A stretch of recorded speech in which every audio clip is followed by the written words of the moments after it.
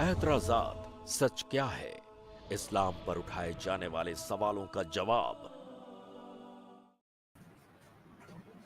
अस्सलामु अलैकुम वरहमतुल्लाहि वबरकातुहू। अल्हम्दुलिल्लाह वस्सलातु वस्सलाम अला रसूलिल्लाह व अला आलिहि व अस्हाबिहि अजमईन अम्मा बाद। मैं आप सब का इस्तकबाल करता हूं आज के हमारे स्ट्रीम में, जिसमें हम संदीप माहेश्वरी की एक वीडियो जो वेजिटेरियनिज्म वर्सेस नॉन वेजिटेरियनिज्म पर है, इस वीडियो को हम इवैल्यूएट करेंगे। और ये वीडियो आप देख सकते हैं कि एक पॉपुलर वीडियो तो है ही, जो उनके खुद के चैनल पर भी है और दूसरे चैनल्स ने भी अपलोड किया है। तो आइए हम इसे स्टार्ट करते हैं, और स्टार्ट करने से पहले मैं एक इंट्रोडक्शन देना चाहता हूं। इंट्रोडक्शन मेरा ये है कि इस वीडियो में हम ये जो वेजिटेरियनिज्म को, कोई अगर वेजिटेरियन खाता है खाना, तो हम उसको गलत कहने के लिए वीडियो नहीं बना रहे हैं कि किसी को अगर वेज खाना है सिर्फ तो हम उसके खिलाफ है इसीलिए हम ये वीडियो बना रहे हैं, ऐसा नहीं है। अगर किसी को वेजिटेरियन खाना है तो कोई प्रॉब्लम नहीं है। आप देख सकते हो कि इस्लाम के अंदर वेजिटेरियन खाना कोई कंपल्सरी नहीं है। अगर कोई वीगन है, जैसे यहाँ पे इस सवाल में आया, अगर कोई वीगन है तो क्या वो वीगन हो सकता है, क्या वो हराम है? तो जब तक वो नॉनवेज खाने को हराम नहीं कह रहा है, ना ये मान रहा है कि वीगन बनने से वो अल्लाह के ज्यादा करीब आएगा या बहुत नेक काम है ये, तो अगर ऐसी सोच नहीं है तो बनने में कोई हर्ज नहीं है, ऐसे स्कॉलर्स ने फतवा दिया है। तो मतलब मैं आपको ये बात बता दूं कि जैसे एक वीगन मूवमेंट चल रहा है कि सब लोग वेजिटेरियन बन जाओ, तो हम वो वीगन मूवमेंट के सामने कोई नॉन वेज मूवमेंट खड़ा करने के लिए ये वीडियो नहीं बना रहे। ये वीडियो में हमारा मकसद ये नहीं है कि हम नॉन वेजिटेरियन सब लोग बन जाओ नॉन वेज, ये कहने के लिए नहीं है। लेकिन ये वीडियो का मकसद क्या है, आप प्लीज अंडरस्टैंड करें कि हम आज ये देख रहे हैं कि ये टॉपिक में बाज लोगों को ऐसा लगता है कि नॉनवेज खाने वाले लोग पापी होते हैं, मर्डरर्स होते हैं, वो मर्डर कर रहे हैं जानवरों का। और ये सोच बढ़ बढ़ के यहां तक जाती है जहां पे ये सोच बनती है कि ऐसे लोगों का मर्डर करना ठीक है, उनके अटैक करना ठीक है, उनके ऊपर हमला करना या विजिलेंटिज्म करना, ये सब ठीक है। क्यों ठीक है? क्योंकि ये लोग नॉनवेज खाते हैं। तो ये सोच वहां तक जाती है, एक पॉलिटिकल सोच भी बन जाती है कहीं पर। और इसके अंदर बहुत सारे लोगों के अंदर एक सोच बनती है जिससे जो उनको खुद वायलेंस की तरफ ले जाती है। मैं ये अलेज नहीं कर रहा हूं कि संदीप माहेश्वरी जी ये कह रहे हैं कि वायलेंट बनो, मैं उनके ऊपर ये इल्जाम नहीं लगा रहा हूं, लेकिन मैं यहां पर एक अदर पर्सपेक्टिव सिर्फ रखना चाहता हूं, संदीप माहेश्वरी के लिए भी, उनके फैंस के लिए भी, उनके व्यूअर्स के लिए भी, और सारे वो लोग जो हमारे कंट्री में जो वेजिटेरियनिज्म को प्रमोट कर रहे हैं, या वो लोग जो समझते हैं कि जो लोग नॉनवेज खाते हैं वो पापी होते हैं, वो क्रिमिनल्स होते हैं, वो बहुत बड़े मुजरिम होते हैं। तो आइए ये टॉपिक को हम लोग फेस टू फेस एनालाइज करें, और मैं एक अलग व्यू रखना चाहता हूं।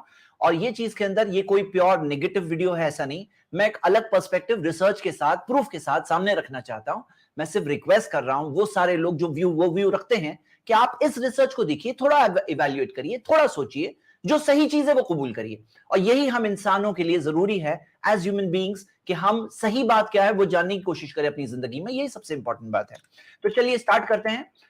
और स्टार्ट करने से पहले मैं एक और बात बता दूं कि जो ये वेजिटेरियनिज्म के ताल्लुक से जो बात है, और जो वेजिटेरियन समझते हैं कि नॉनवेज खाना इस तरह से है, तो अक्सर दुनिया नॉनवेज है टू द एक्सटेंट कि दुनिया के अंदर माना जाता है, रिसर्च के अंदर आता है कि 5% वेजिटेरियंस है, 3% वीगन्स है, यानी कि 92% जो दुनिया की पॉपुलेशन वो नॉनवेज है, 92%। हाँ, और इंडिया की बात करें अगर, तो शायद आपको पता नहीं होगा, लेकिन इंडिया के अंदर भी 71% जो इंडियंस है वो नॉन वेजिटेरियन फूड खाते हैं, नॉन वेज खाते हैं। यानी ऐसा नहीं कि इंडिया के अंदर 90% वेज खाते हैं, 80% लोग वेज खाते हैं, ऐसा नहीं है। 91% लोग नॉन वेज खाते हैं, ये भी बात बहुत इंपॉर्टेंट है। और हम ये देखें कि इस चीज के ताल्लुक से जो लोगों में सोच है, जो सोच को संदीप माहेश्वरी ने अपनी वीडियो के अंदर रिफ्लेक्ट किया है, तो आइए हम स्टार्ट करते हैं विदाउट एनी फर्दर डिले। यहां पे हम देख रहे हैं, मैं क्यों किसी को मारूं, मुझे क्या हक है किसी को मारने का? अगर इस तरह से सोच करके आप नहीं खा रहे हो तो ठीक है। इनका कहना है कि मुझे क्या हक है कि मैं किसी को मारूं, मुझे क्या हक है कि मैं किसी को मारूं। अगर ये सोच करके, ये क्या है, मैं सवाल से शुरू करूंगा, आई थिंक ज्यादा बेहतर रहेगा, हम ये सवाल देख लेते हैं। क्वेश्चनर का सवाल क्या था? जैसे मैंने सुना है कि कोई जानवर जब मरता है, जब उसको मारते हैं हम, ठीक है, तो उसके अंदर जैसे हमारे सेल्स होते हैं, ठीक है, जिस टाइम पे वो मरता है, जो तड़प उसके अंदर होती है, मतलब तड़प रहा होता है, तो वह सारी चीज़ें आप भी कंज्यूम करने वाले हो, इनडायरेक्टली। तो ऐसे करके सुना है सर। तो ये क्या है, मतलब इसको समझना बहुत ज़रूरी समझता हूँ सर कि देखो बेसिकली जो आप ये नॉन वेजिटेरियन वाली बात कर रहे हो ना, इसमें ज़्यादातर हम यही गलती करते हैं। We are always self centric. हम अपने स्टैंड पॉइंट से देख रहे हैं कि इसमें हमें क्या फ़ायदा है और हमें क्या नुकसान है, क्योंकि हमें ये डर लग रहा है कि जिस वक्त जानवर मर रहा है, क्योंकि कहीं से हमने बात सुनी कि जिस वक्त वो मर रहा है तो उसके अंदर कुछ ऐसे इमोशंस हैं, कुछ ऐसी फीलिंग्स हैं जो उसके अंदर स्टोर हो गई है। अब हम खाएंगे तो वो हमारे अंदर आ जाएगा। तो अब अगर हमारे अंदर आ जाएगा तो क्या होगा, हमारे अंदर भी नेगेटिव फीलिंग, नेगेटिव इमोशंस आ जाएंगे। तो out of fear we are not eating it. मतलब हम डर की वजह से नहीं खा रहे हैं, हम अपनी वजह से नहीं खा रहे हैं। अभी भी ये नहीं आया कि हम उसकी वजह से नहीं खा रहे हैं, उसकी वजह से। ठीक, तो जानवर की वजह से नहीं खाना चाहिए, ये वो कह रहे हैं। आगे देखिए ये वीडियो के अंदर। क्या हक है किसी को मारने का? अगर इस तरह से सोच करके आप नहीं खा रहे हो तो ठीक है। क्या तरीके से, मैं फिर से प्ले करता हूं वीडियो। तो मैं क्यों किसी को दर्द दूं, मैं क्यों किसी को मारूं, मुझे क्या हक है किसी को मारने का? अगर इस तरह से सोच करके आप नहीं खा रहे हो तो ठीक है। ठीक है, वो कह रहे हैं कि ये सोच के नहीं कि भाई मुझे नुकसान होगा, ये सोचकर होना चाहिए कि मैं किसी को क्यों मारूं। हाँ, चलिए हम इसको इवैल्यूएट करते हैं और इस बात को हम आगे बढ़ते हैं कि बात यहां से शुरू हुई फिर और आगे कहां गई। तो देखिए हम नेक्स्ट वीडियो देख रहे हैं। ये कंपैशन वाली फीलिंग आनी चाहिए। कंपैशन का मतलब क्या होता है कि उसके दर्द को आप फील कर सको, अपने आप को उसकी जगह पे रख करके देख सको। ठीक है, कंपैशन का मतलब ये है अपने आप को उसकी जगह पर रख के देख सको। और इसके अंदर आप ये देखिए कि मिसाल के तौर पर ये देखिए आगे वीडियो कंटिन्यू होती है, फिर मैं अपने किसी को मारूं, क्योंकि आप डायरेक्टली तो नहीं मार रहे, बट अगर आप खा रहे हो तो इनडायरेक्टली तो आप मार ही रहे हो ना। अगर आप खा रहे हो तो अंदर से ये आना चाहिए कि मैं क्यों किसी को मारूं। So that is out of compassion. Out of compassion, ठीक है, आउट ऑफ कंपैशन, कंपैशन के ग्राउंड पर मैं क्यों किसी को मारूं। हाँ, अच्छा आगे देखिए। मैं किसी को नहीं मार सकता, मैं किसी को दर्द नहीं दे सकता।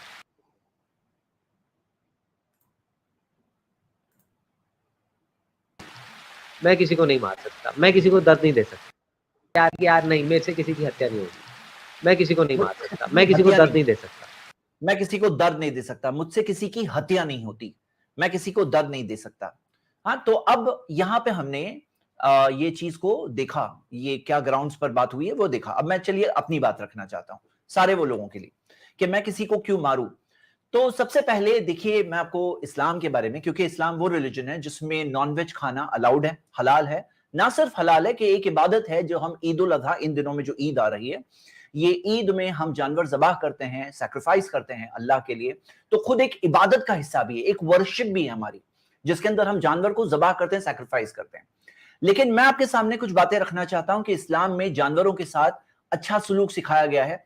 सही बुखारी की हदीस है 6009, जिसके अंदर आता है कि मोहम्मद सल्लल्लाहु अलैहि वसल्लम ने फरमाया, फी कुल्ली दाती कबिदिन रतबतिन अज्र, हर जानदार की खिदमत में अज्र है। ये स्टोरी बताई नबी सल्लल्लाहु अलैहि वसल्लम ने, कभी आप पॉज करके वीडियो को पढ़ सकते हैं, कि जिसके अंदर एक शख्स ने एक कुत्ते को पानी पिलाया और उस वजह से अल्लाह ताला ने उसके गुनाह माफ कर दिए और उसे जन्नत दे दी। तो हम देखते हैं नबी सल्लल्लाहु अलैहि वसल्लम से सहाबा ने पूछा कि क्या जानवरों की खिदमत करने में भी अज्र है? नबी सल्लल्लाहु अलैहि वसल्लम ने कहा हर जानदार की खिदमत करने में अज्र है।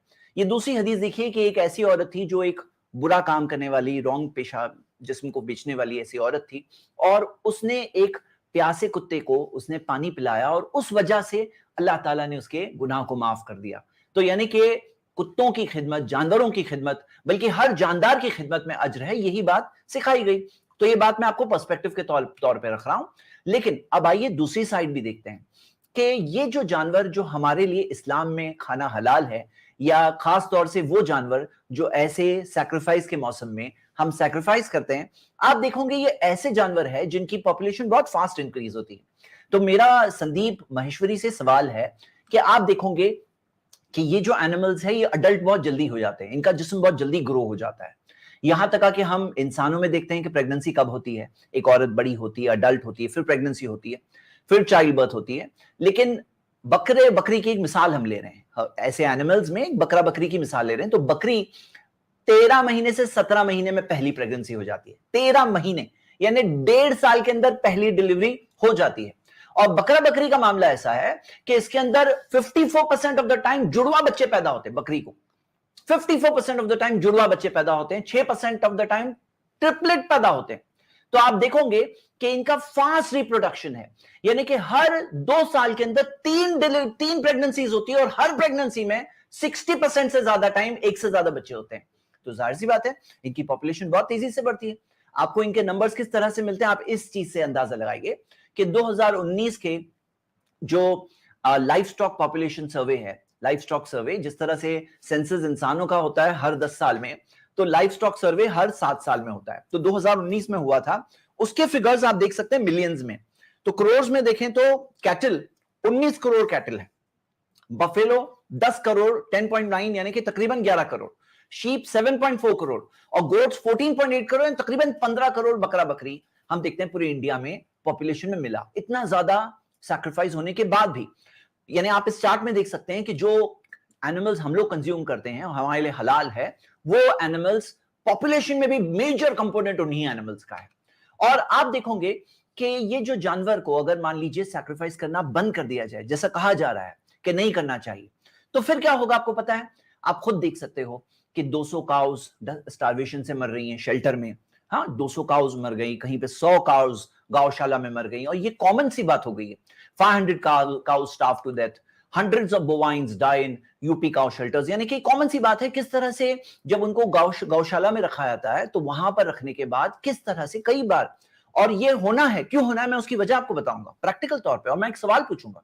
तो सवाल यहां ये है कि हम देख सकते हैं कि ऐसा हो रहा है, और प्लस बहुत सारे लोग अपने बैल वगैरह को या ओल्ड गाय हैं उनको छोड़ देते हैं रास्ते में। इससे स्ट्रे कैटल का एक प्रॉब्लम पैदा हो गया है कि ऐसे कैटल रात के वक्त में वगैरह फील्ड्स में, खेतों में घुस जाते हैं और खेतों में घुस करके खेत के अंदर खा जाती हैं फसल वगैरह, और फार्मर्स को बहुत तकलीफ हो रही थी। ये चीज आई है, तो इसी वजह से गवर्नमेंट ने, यूपी गवर्नमेंट की अगर हम मिसाल लें, ने काउ केयर का फंड बनाया। ये फंड के अंदर गवर्नमेंट ने सैंक्शन किया कि हम 900 रुपीज पर मंथ देंगे, अगर कोई एक गाय या बैल का ख्याल रखे तो हम 900 रुपीज पर मंथ देंगे। तो लोग बोलते हैं कि नहीं, एक सिंगल बैग ब्रांड का 1200 से 1500 आती है, तो कम से कम 3000 का खर्चा तो हर महीने का खर्चा है, यानी 900 रुपीज में गाय बैल को नहीं पाल सकते। 900 रुपीज पर मंथ में इंसान पालते हैं क्या? तो गाय बैल के लिए 900 रुपीज कैसे काफी होगा? अब अगर आप इसमें कैलकुलेट करें तो देखिए, यानी योगी गवर्नमेंट ने तो 647 करोड़ का बजट भी रखा गौ माता के लिए, कहा जाता है।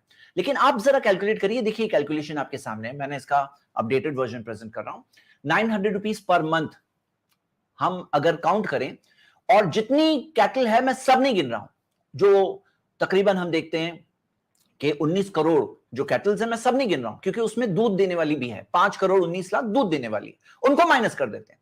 14 करोड़ को हम काउंट करेंगे। 14 करोड़ को अगर आप मल्टीप्लाई करें 900 रुपए पर मंथ, तो कितना बजट हो रहा है मालूम है? एक साल का बजट जो हो जाता है, मंथली बजट को मल्टीप्लाई करिए, साल का बनाइए, तो 1,50,000 करोड़, 1,51,000 करोड़, यानी 1.51 लाख करोड़। 1 करोड़ 2 करोड़ की बात नहीं हो रही है, 1.5 लाख करोड़ की बात हो रही है। 1.5 लाख करोड़ सालाना बजट किसे कहते हैं? अगर 900 रुपए पर मंथ का काउंट करें, और अगर 2000 यानी 3000 जो फार्मर्स कह रहे हैं, मैं नहीं वो नहीं गिन रहा हूं, मैं 2000 काउंट कर रहा हूं। अगर 2000 जो एक रीजनेबल बजट है, अगर वो काउंट करें, जो हकीकी तौर पे 2000 का बजट चाहिए, तो उस बजट के अंदर देखें तो फिर 3.37 लाख करोड़, यानी 1 लाख करोड़ नहीं, 2 लाख नहीं, 3 लाख करोड़, 3.37 लाख करोड़। और ये भी क्या है? सिर्फ गाय बैल की बात हुई, अभी बफेलोज की बात नहीं हुई है, अभी शीप की बात नहीं हुई, फिगर राइट साइड पे नीचे की तरफ देख रहे हैं, गोट्स की बात नहीं हुई है। सोचने की बात है या नहीं है? आप खुद सोचो ना, सोचने की बात है या नहीं है? अब इतने पैसे आएंगे कहां से? आप इस बात से अंदाजा लगाइए कि इंडिया के अंदर पूरे इंडिया की आबादी का जो हेल्थ बजट है, कितना हेल्थ बजट है? जो सारे गवर्नमेंट हॉस्पिटल्स वगैरह चलते हैं, तो हेल्थ बजट कितना है? 1 लाख करोड़ का है।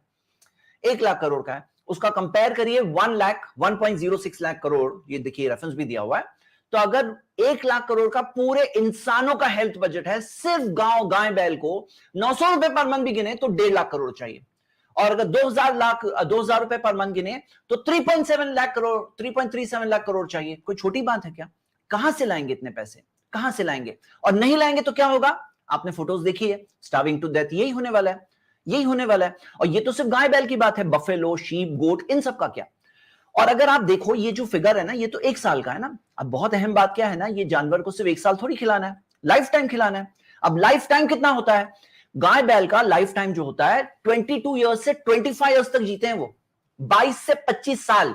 लेकिन देखा यह गया है कि गौशाला वगैरह में जब ये सारी डिफिकल्टीज होती है तो गाय की जो उम्र होकर कितनी हो जाती है, लेस देन 10 ईयर्स, 10 साल से कम हो जाती है, क्योंकि वहां इतनी मुश्किलें, खाना, केयर वगैरह, वो सारी मुश्किलों की वजह से जो 22 या 25 साल तक जी सकती थी गाय या बैल, उसकी 9-10 साल में ही मौत हो जाती है। चलो 9 साल काउंट करते हैं।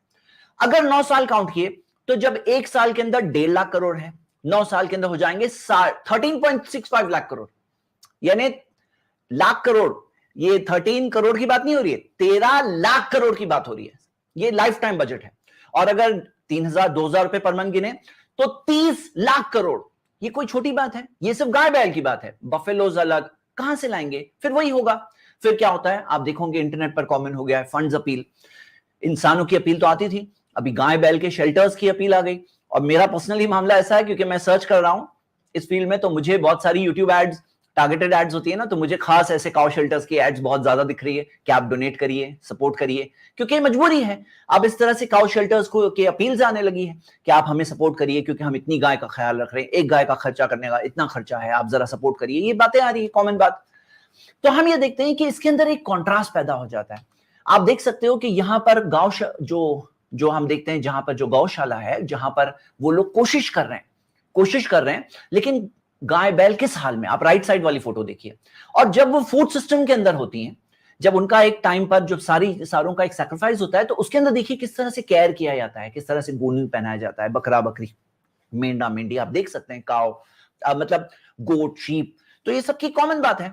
और इसके अंदर बुनियादी बात क्या थी कि एनिमल्स लिविंग है, प्लांट्स क्या लिविंग नहीं है? प्लांट्स क्या लिविंग नहीं है? प्लांट्स भी लिविंग है। आप देखिए प्लांट्स भी पैदा होते हैं, ग्रो होते हैं, रिप्रोड्यूस होते हैं और मरते भी हैं।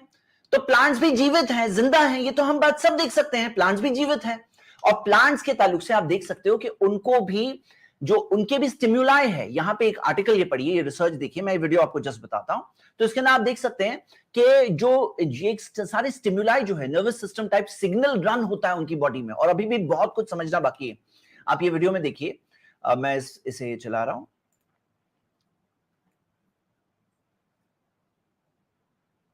ये जो देख रहे हैं ना, ये फ्लोरेसेंट टाइप का जो सिग्नल रन हो रहा है, एक जगह पर प्लांट को कट किया तो वो सिग्नल पूरे प्लांट में किस तरह से दौड़ के गया। ये देख रहे हैं स्टिमुलाई, अभी हम समझ रहे हैं। अच्छा, उनको उसे इंजेक्ट किया गया है, वो प्लांट को इंजेक्ट किया गया है ऐसे एजेंट से, जिससे कि ये फ्लोरेसेंट में उसका जो सिग्नल ट्रांसमिट कर रहा है। जब वो देखिए कैटरपिलर बाइट कर रहा है, दिख रहा है आपको?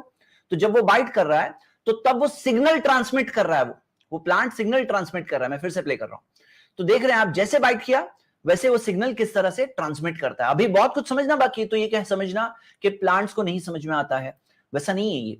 आप इसमें आगे देखिए कि प्लांट्स के अंदर, ये एनसाइक्लोपीडिया ब्रिटानिका का आर्टिकल है, डू प्लांट्स फील पेन। तो देख सकते हैं कि वो भी परसीव कर सकते हैं फिजिकल स्टिमुलाई को, वो कम्युनिकेट कर सकते हैं in manners which are more sophisticated than previously thought. बहुत कुछ अभी हमें डिस्कवर करना बाकी है। तो जीवित तो है ही, जिंदा तो है ही, और उसके अंदर पेन ट्रांसमिशन का भी हमें आज प्रूफ्स मिलने लगे हैं, समझ में आने लगे हैं, और इसकी बहुत सारी मिसालें हैं। अब इसके अंदर ये जो कहा जा रहा है ना कि उसके दर्द को फील कर सकूं, तो आप खुद देखिए कि क्या इनके दर्द को हम लोग फील नहीं कर सकते हैं कि जो एक बार मौत की जगह रोज उनकी मौत होती है, रोज तरफ के मरती है। जिंदगी 22 से 25 साल की जगह 9 साल में मर जाती है, वो भी किस तरह से मरती है, आप ये देख सकते हैं। और यहां पर जो स्लॉटर करते हैं, तो इस्लामिक स्लॉटर के बारे में ये एक जर्मनी के अंदर हैनोवर यूनिवर्सिटी के अंदर ये एक स्टडी हुई थी, और इसका ये इंटरनेट पे अवेलेबल है। तो जिसके अंदर इस्लामिक ज़बीहा मेथड को कंपेयर किया गया कैप्टिव बोल्ट स्टनिंग मेथड से। तो देखा गया ये जो ज़बीहा मेथड में जब veins of the neck cut होती है तो उसके अंदर ब्लड सप्लाई जो ब्रेन का रुक जाता है, और रुकने की वजह से जो देखा गया ईईजी रिकॉर्डिंग्स में आया, ईईजी रिकॉर्डिंग में क्या आया कि उसके अंदर वो with in a few seconds उसके बाद में जो ज़बीहा करने के बाद, और वो ब्रेन के अंदर स्टिमुलस यानी वो स्लीप मोड में चले जाता है, जो जीरो लाइन आ जाती है। जीरो लाइन आपने देखा होगा, वो ईईजी मशीन में जीरो लाइन आ जाती है, और ये साबित है। और इसके बाद भी और भी रिपोर्ट्स है, लेकिन ये एक प्रोमिनेंट रिपोर्ट है जो देखी जा सकती है। तो हम देखते हैं कि ये जो कहा जा रहा है मजबूरी में मारना, चलिए मैं वीडियो प्ले करता हूं, वो क्या कहते हैं मजबूरी में मारने के ताल्लुक से। देखिए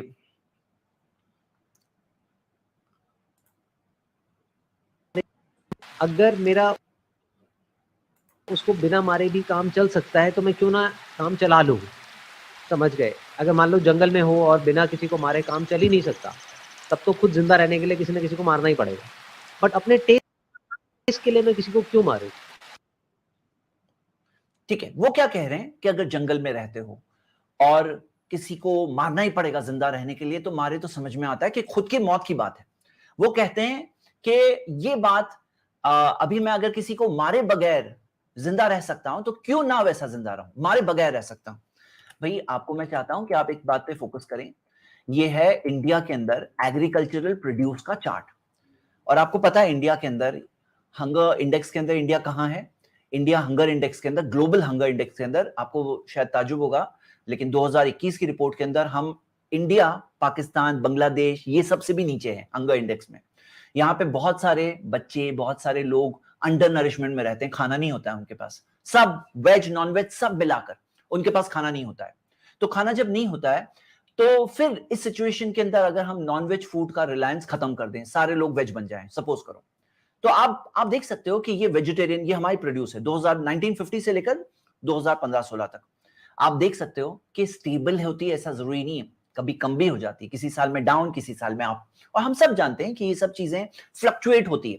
और अगर फ्लक्चुएट हो गई, आपने एनिमल पे डिपेंडेंस खत्म कर दिया, और फिर अगर ये फ्लक्चुएट हो गया तो फिर क्या हम बॉर्डर लाइन के बहुत करीब नहीं आ जाएंगे? कितने सारे लोग फेमाइन के अंदर भूखे मरेंगे अगर ऐसी कोई सिचुएशन आ जाए कि किसी साल के अंदर प्रोडक्शन कम हो। और आपको पता है जब ऑलरेडी भूख से मर रहे हैं इतने सारे लोग, ऑलरेडी भूख से मर रहे हैं, और दुनिया का एवरेज क्या है? दुनिया में हर 7 लोग में से एक भूखा सोता है, हर 7 में से एक, ये ग्लोबल एवरेज है। तो जब इस दुनिया के अंदर हम देखते हैं वेज नॉन वेज सब कुछ मिलाकर ये हाल है, तो फिर उसके अंदर अगर नॉन वेज फूड का रिलायंस खत्म कर दिया जाए तो क्या हम बॉर्डर लाइन के करीब नहीं आ जाएंगे? अब इस सवाल का जवाब देने के लिए जो वेजिटेरियंस है, और मैं नहीं कह रहा हूं संदीप ने ये कहा अपनी वीडियो में, लेकिन ये कॉमन बहुत स्ट्रांगली कही जाने वाली बात है, वो क्या कहते हैं कि क्या आपको पता है कि 1 किलो गोश्त बनाने के लिए कितना वेजिटेबल्स जाते हैं, कितने वेजिटेरियन फूड जाता है, कितना? वो कहते हैं कि वेजिटेरियन फूड से ही तो गोश्त बनता है, वो 1 किलो नहीं, उससे बहुत ज्यादा जाता है। अच्छा, ज्यादा जाता है, ये प्रोपेगेंडा शायद आपने भी सुना होगा, और बहुत सारे लोग कहते हैं, और मैं ये बात इसलिए यहां कह रहा हूं क्योंकि मेरे इस वीडियो के आंसर में कोई अगर वीडियो बनाए और वो कहने वाला है तो पहले से उसका जवाब मैं दे देना चाहता हूं, कोई कहे उससे पहले ही मैं उसका जवाब दे देना चाहता हूं। ये कहा जाता है कि एनिमल्स एग्रीकल्चरल प्रोड्यूस बहुत खाते हैं। एनिमल्स खाते हैं, क्या खाते हैं? एग्रीकल्चरल प्रोड्यूस खाते हैं। वो कहते हैं एनिमल्स को खिलाने की जगह इंसान को डायरेक्टली खिलाओ ना, एनिमल्स को प्लांट्स खिलाते हो उसकी जगह इंसान को प्लांट्स खिलाओ। ये बात है, बहुत लॉजिकल लग रही है, लेकिन इसके अंदर वो एक फैक्ट को छुपा रहे हैं। क्या फैक्ट को छुपा रहे हैं? कि आप देखोगे कि जो फूड खाते हैं लाइव स्टॉक, उसमें से 46% घास खाएंगे इंसान? नहीं। उसमें से 19% क्रॉप के रेजिड्यूज, यानी खेती की फसल काटने के बाद जो बच जाता है ना, वो खाते हैं, और 8% फॉडर खाते हैं। हां, ऐसा 14% खाना होता है उनका जो इंसान खा सकते हैं, 14% उनका खाना ऐसा होता है, लेकिन 86% ऐसा खाना होता है जो इंसान खा ही नहीं सकता। अब आप काउंट करके बोलोगे 1 किलो गोश्त के पीछे इतना प्लांट जाता है, लेकिन ये नहीं बता रहे हैं अगर आप कि उसमें घास कितनी जाती है, क्रॉप रेजिड्यू कितनी जाती है। तो ये एक ऑनेस्ट बात नहीं है जो आम वेजिटेरियंस कर रहे हैं, मैं संदीप के बारे में नहीं कह रहा हूं। तो ये इसके बारे में एक स्टडी पेपर भी है साइंस डायरेक्ट के अंदर, ऑन आवर प्लेट्स और eating at our table, a new analysis of the feed food debate. जो डिबेट उसमें छिड़ा है प्रो वेजिटेरियनिज्म के लोगों ने की तरफ से, तो उसकी एक एनालिसिस इस पेपर में आप जाके खुद भी पढ़ सकते हैं। और आपसे मैं एक और बात कहूंगा कि आपको पता है इंडियन इकोनॉमी के अंदर कितने लोग, 2 करोड़ लोग हैं जो डायरेक्टली एनिमल लाइफ स्टॉक के जो बिजनेस पे डिपेंड है। 2 करोड़ लोग सीधा बेरोजगार हो जाएंगे। उनका पेट का क्या? एक चीज है जो खाना है। और आपको पता है रूरल हाउस होल्ड के अंदर सीधा 14% इनकम क्या है? वो आती है लाइफ स्टॉक से। और पूरी इंडिया की 100% आबादी में से 8.8% जो एम्प्लॉयमेंट उनको मिलता है, उनको जो जॉब्स मिलता है, वो लाइफ स्टॉक बिजनेस में। यानी अगर ये बिजनेस बंद हो जाए ना, जो लाइफ स्टॉक बिजनेस है, यानी कि जानवरों का, गोश्त का, उनको संभाल के वो लोग बड़ा करते हैं, प्यार से बड़ा करते हैं, और उसके बाद में एक वक्त आता है जिसके बाद में उनको जिंदगी भर 25 साल 22 साल 25 साल मर के रोज जीने के लिए नहीं छोड़ दिया जाता है। उन्हें एक टाइम के बाद में एक ह्यूमेन तरीके से स्लॉटर किया जाता है। और हम इंसान है, हमारी भी जरूरत है, हम में भी इंसान हैं जो भूखे मरते हैं, भूखे सोते हैं, तो उनको खाना मिलता है। हाँ, खाना मिलता है। अगर सब लोग नॉनवेज खाना बंद कर दें तो वेजिटेरियन फूड का जो प्लांट्स है, जो सारी जो तरकारियां हैं, उसका प्राइस कहां पहुंचेगा, ये भी सोचिए।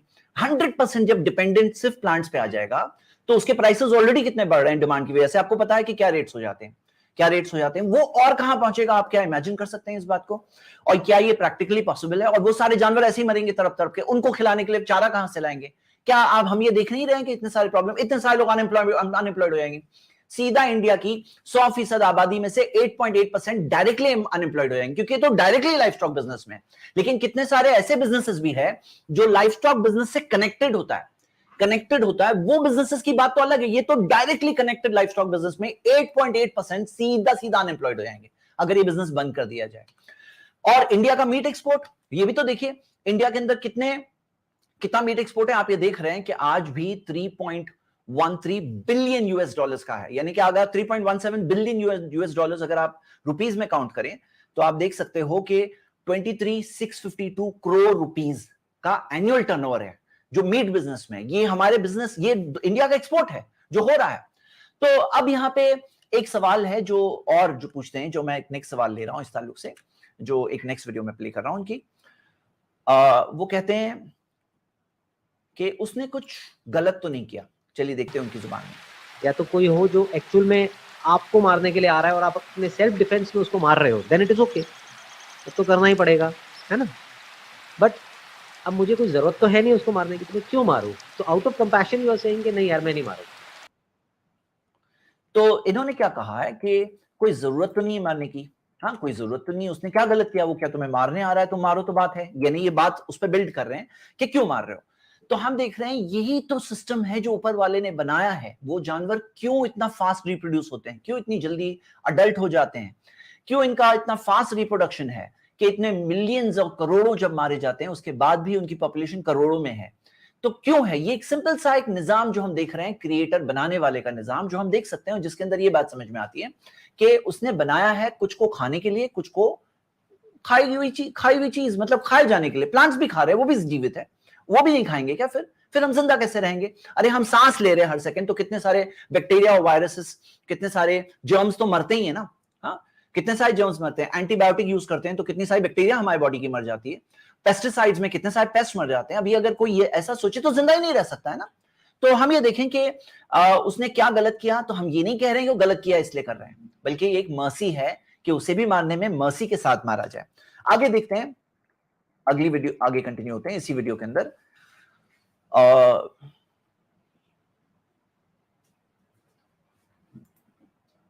हाँ, अगर मैं अपने आप को उसकी जगह पे रख दूं और कोई और मुझे अपने टेस्ट के लिए मारे तो कैसा लगेगा? बुरा लगेगा ना।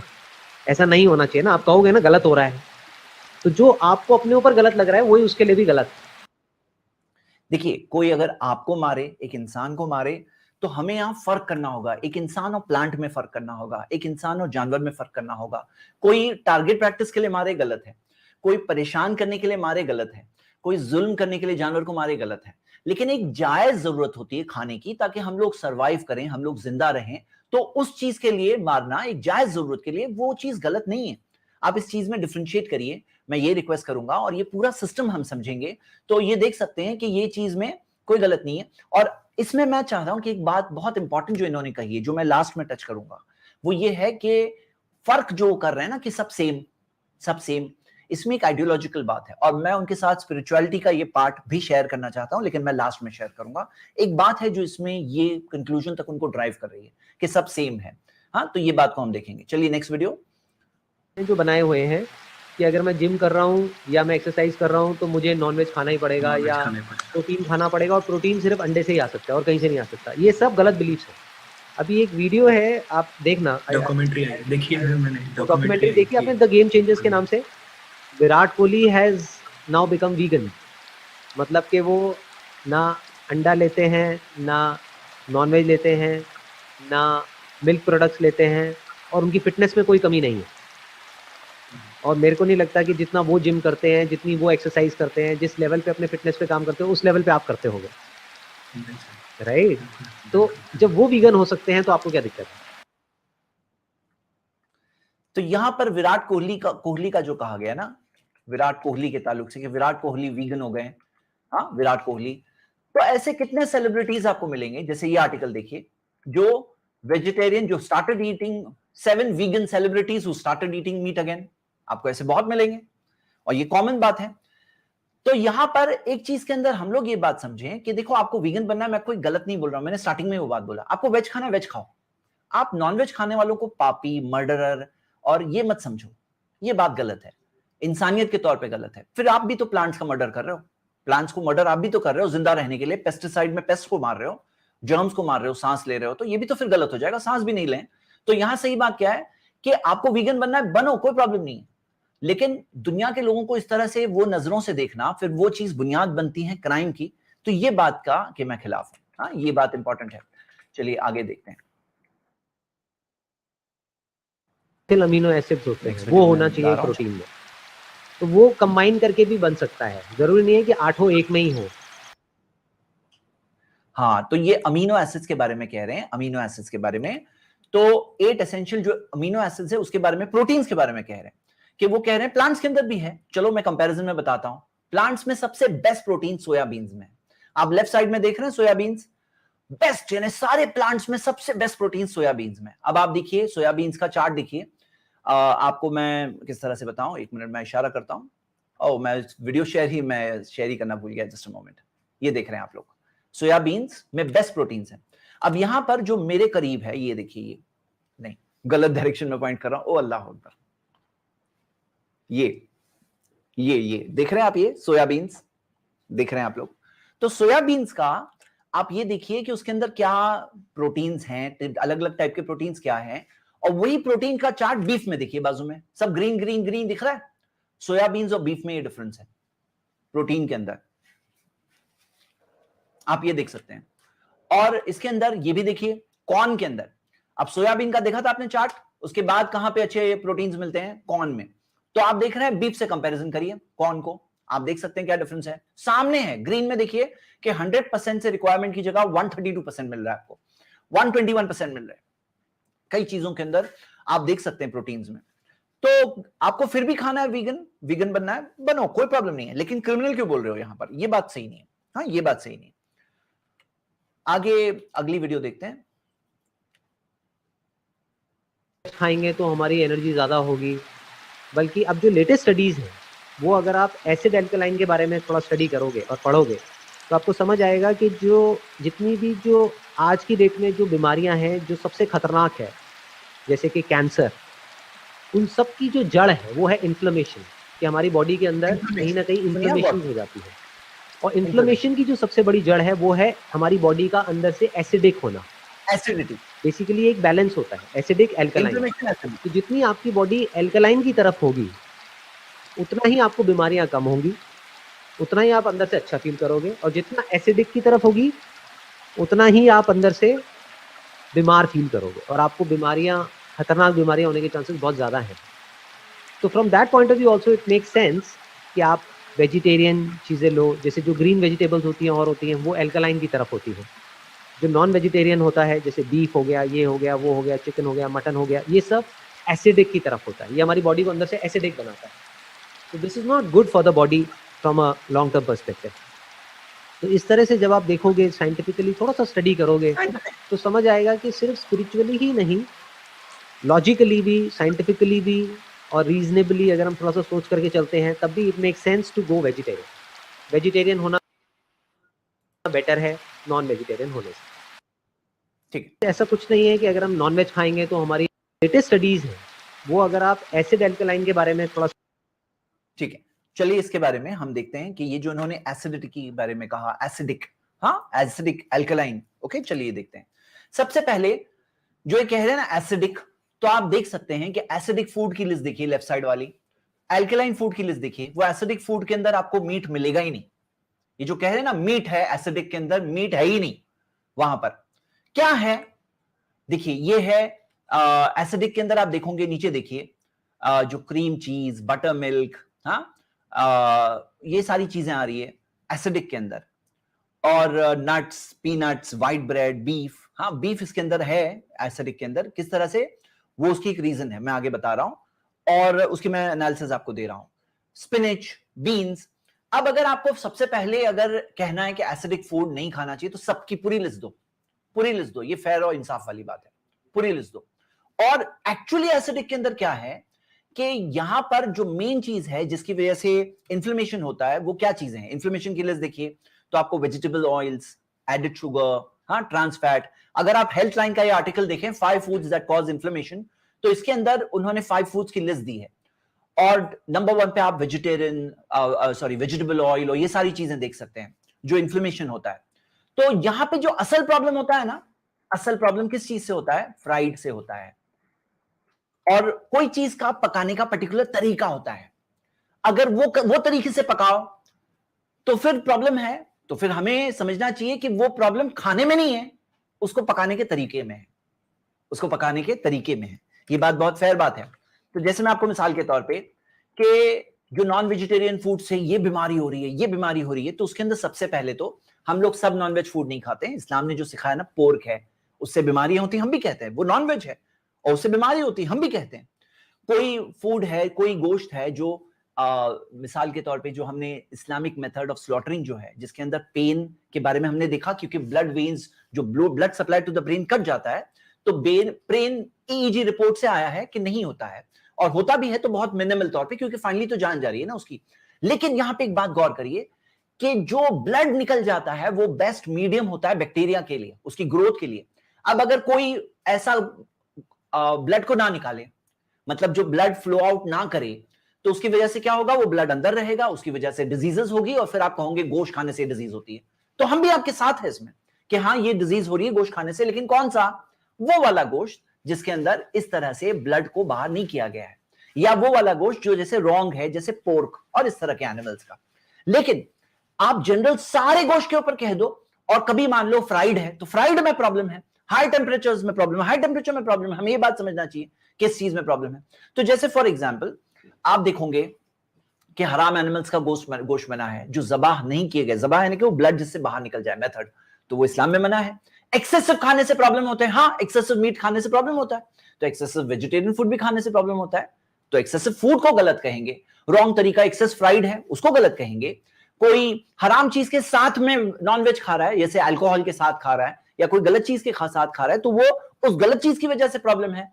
हाँ, और लास्ट पॉइंट नीचे की तरफ देखिए, किसी का अगर हेल्थ इशू है और डॉक्टर ने उसे कहा है कि तुम्हें नॉनवेज नहीं खा सकते हो, तो ना खाए उसके हेल्थ रीजन की वजह से। उसकी वजह से ऐसे थोड़ी हो जाता है सारे इंसानों के लिए नॉनवेज मना हो गया। जैसे मिसाल के तौर पे किसी को अगर डायबिटीज है और डॉक्टर ने कहा तुम्हें शुगर नहीं खाना है, या किसी को सर्दी और डॉक्टर ने कहा तुम्हें ठंडा नहीं खाना है, दैट डजंट मीन सारे इंसानों के लिए ठंडा खाना गलत हो गया, हराम हो गया, गलत हो गया, फोरबिडन हो गया। तो ये एक इंसाफ की बात है। एक मिसाल के जरिए बताता हूं कि देखिए, पानी से आपको पता है कितनी बीमारियां होती है। पानी से कॉलेरा होता है, पानी से टाइफॉइड होता है, डायरिया होता है, कितनी सारी बीमारियां होती है पानी से। अब कोई ये कहे कि भाई पानी नहीं पीना चाहिए क्योंकि पानी से बीमारियां होती है, तो हम लोग कहेंगे ये थोड़ी सही बात है। पानी को फिल्टर करो, साफ करके पियो, पानी थोड़ी मना हो जाएगा। तो आप अगर ये बीमारियां देखोगे जो गलत तरीके से मीट खाने से हो, तो हाँ, वो हम आपके साथ है उसमें। गलत तरीके से नहीं खाना चाहिए, एक्सेसिव नहीं खाना चाहिए, फ्राइड वगैरह में प्रॉब्लम है, नहीं खाना चाहिए। हाँ, तो ये चीज अलग है। और जो लोग ये कह रहे थे कि अगर कोई छोड़ दे नॉनवेज तो उसका वेज खाने से रिड्यूस्ड रिस्क ऑफ कैंसर हो जाता है, ये बहुत बड़ा प्रोपेगेंडा है जो संजीव ने भी रिपीट किया है। अगर आप ये रिसर्च पेपर देखें, रिसर्च गेट में मौजूद है, इसके अंदर आप देख सकते हो कि ये बताया है कि charring meat during cooking can create over 20 chemicals list to cancer. ये किस चीज से? ये कुकिंग के दौरान चारिंग मीट जो जला दिया जाए उससे प्रॉब्लम होता है, और प्रोसेस्ड मीट से प्रॉब्लम होता है, ना कि टोटल मीट से। तो यहां पे प्रेजर्वेटिव्स है मेन रीजन। ये जो चारिंग मीट है उसके अंदर जो प्रेजर्वेटिव्स है, contain preservatives such as nitrates, वो चीज को जब इस तरह से जलाया जाए तो उससे प्रॉब्लम होता है। तो यहां पर अब वो प्रेजर्वेटिव प्रॉब्लम है, ना कि मीट प्रॉब्लम है। हम लोगों को फेयर बात करनी है ना।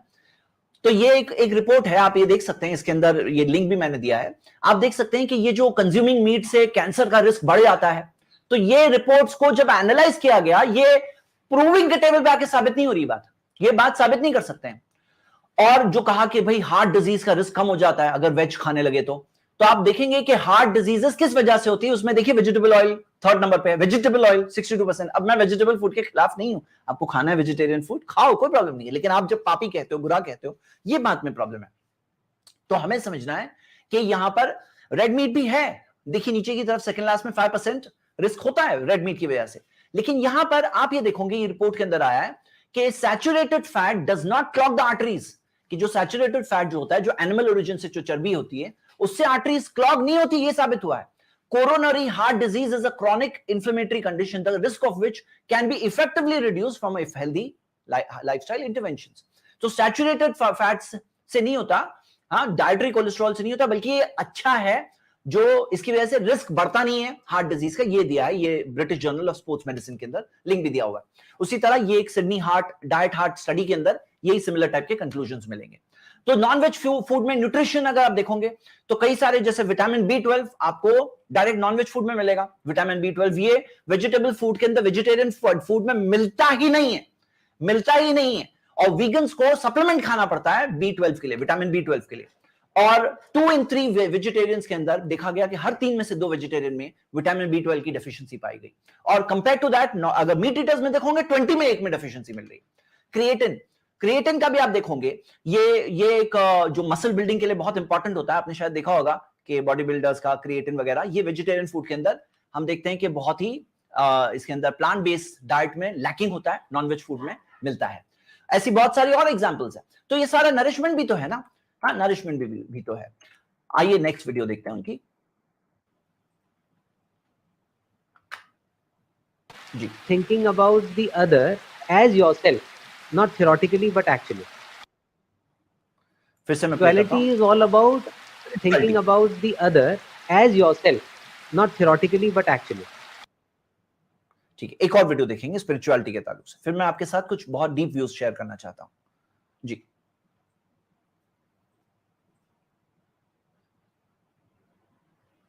जैसे जैसे हम गहराई में उतरते चले जाते हैं, ये जो फर्क है मेरे बीच में और उसके बीच में, जिसको मैं खा रहा हूँ या जिसको मार रहा हूँ, वो फर्क धीरे धीरे खत्म हो जाता है। ठीक है, तो ये जो इन्होंने स्पिरिचुअलिटी के ताल्लुक से कहा कि ये फर्क धीरे धीरे खत्म हो जाता है, किसमें? हम में और जिसे हम खा रहे हैं।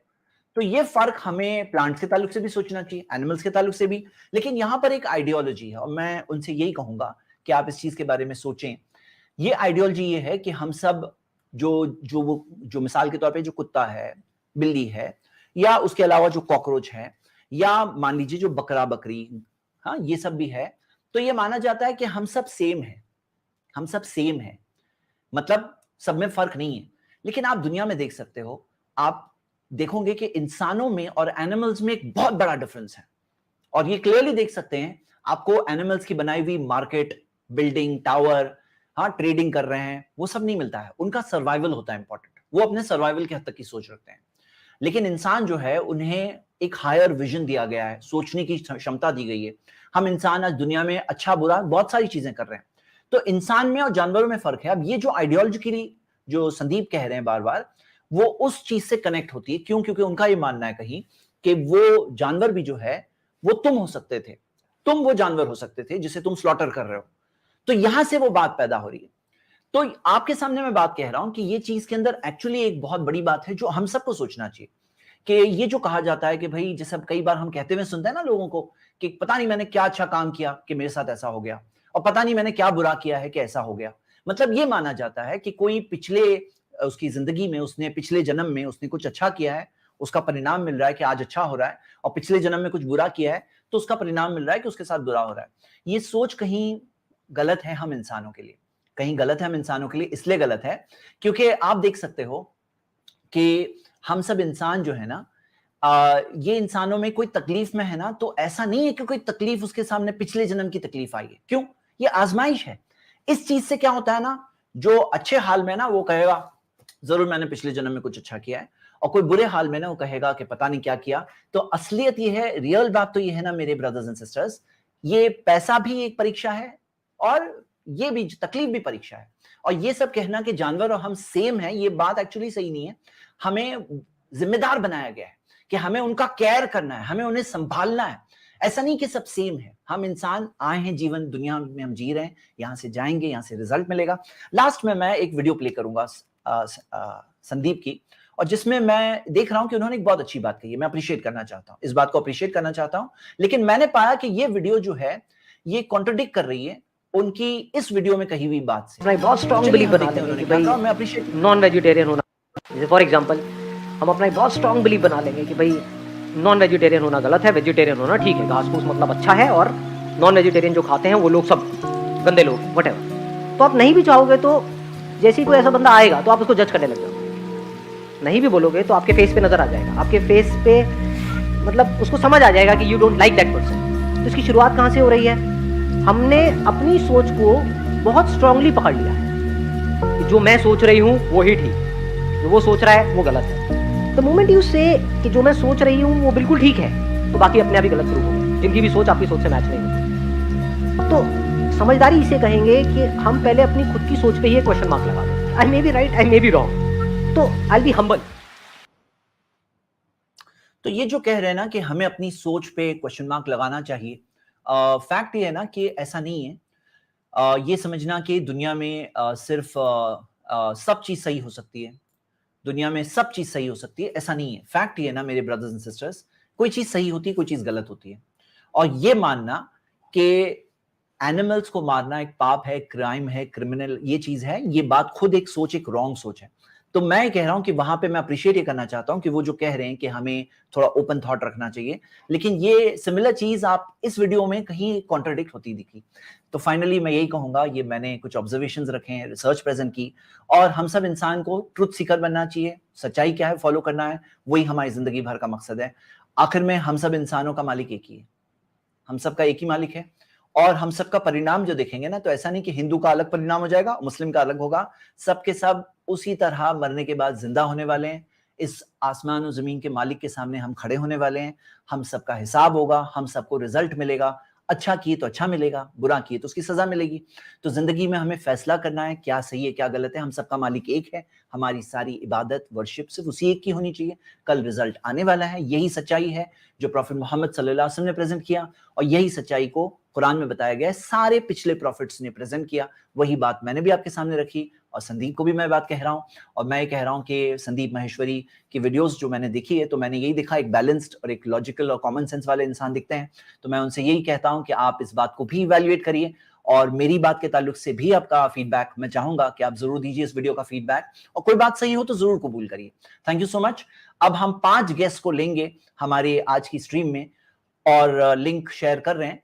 तो 5 गेस्ट जो आपको सिर्फ आज का जो टॉपिक है, क्या नॉनवेज खाना गलत है, इस टॉपिक पर आप अपना सवाल पूछ सकते हैं, अपना व्यू रख सकते हैं। हाँ, सिर्फ 5 गेस्ट, सिर्फ इसी टॉपिक पर। ये लंबी स्ट्रीम नहीं है, मैं शॉर्ट स्ट्रीम में बस 5 गेस्ट को लेकर हम लोग इस स्ट्रीम को फिनिश करेंगे। तो चलिए, जब तक गेस्ट ज्वाइन हो रहे हैं इस चीज में, लिंक शायद आप लोगों के साथ शेयर नहीं हुआ। ओके, आ चुके हैं गेस्ट। फरहान, आप अपने आप को अनम्यूट कर सकते हैं, एमडी फरहान। आपका डिवाइस नॉट कनेक्टेड है, डिवाइस परमिशन दे दीजिए जी। लिंक पे क्लिक करें और आए, ठीक है। तब तक मैं चैट में देखता हूं कोई बात वर्थ रिस्पॉन्डिंग है तो मैं मेंशन करूंगा।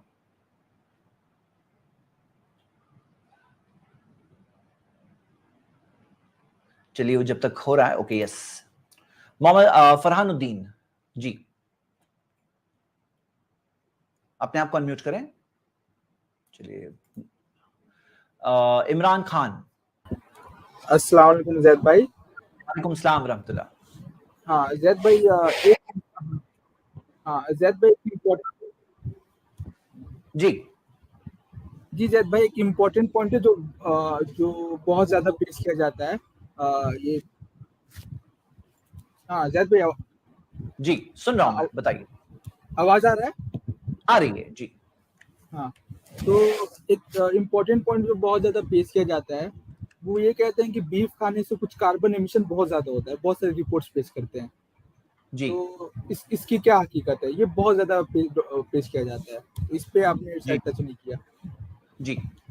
तो कार्बन एमिशन के ताल्लुक से जो बात कही जाती है ना, जो आपने कहा, मैं 1 मिनट में एक रिपोर्ट लाता हूं आपके सामने, और मैं चाहता हूं कि आप लोग खुद देखें।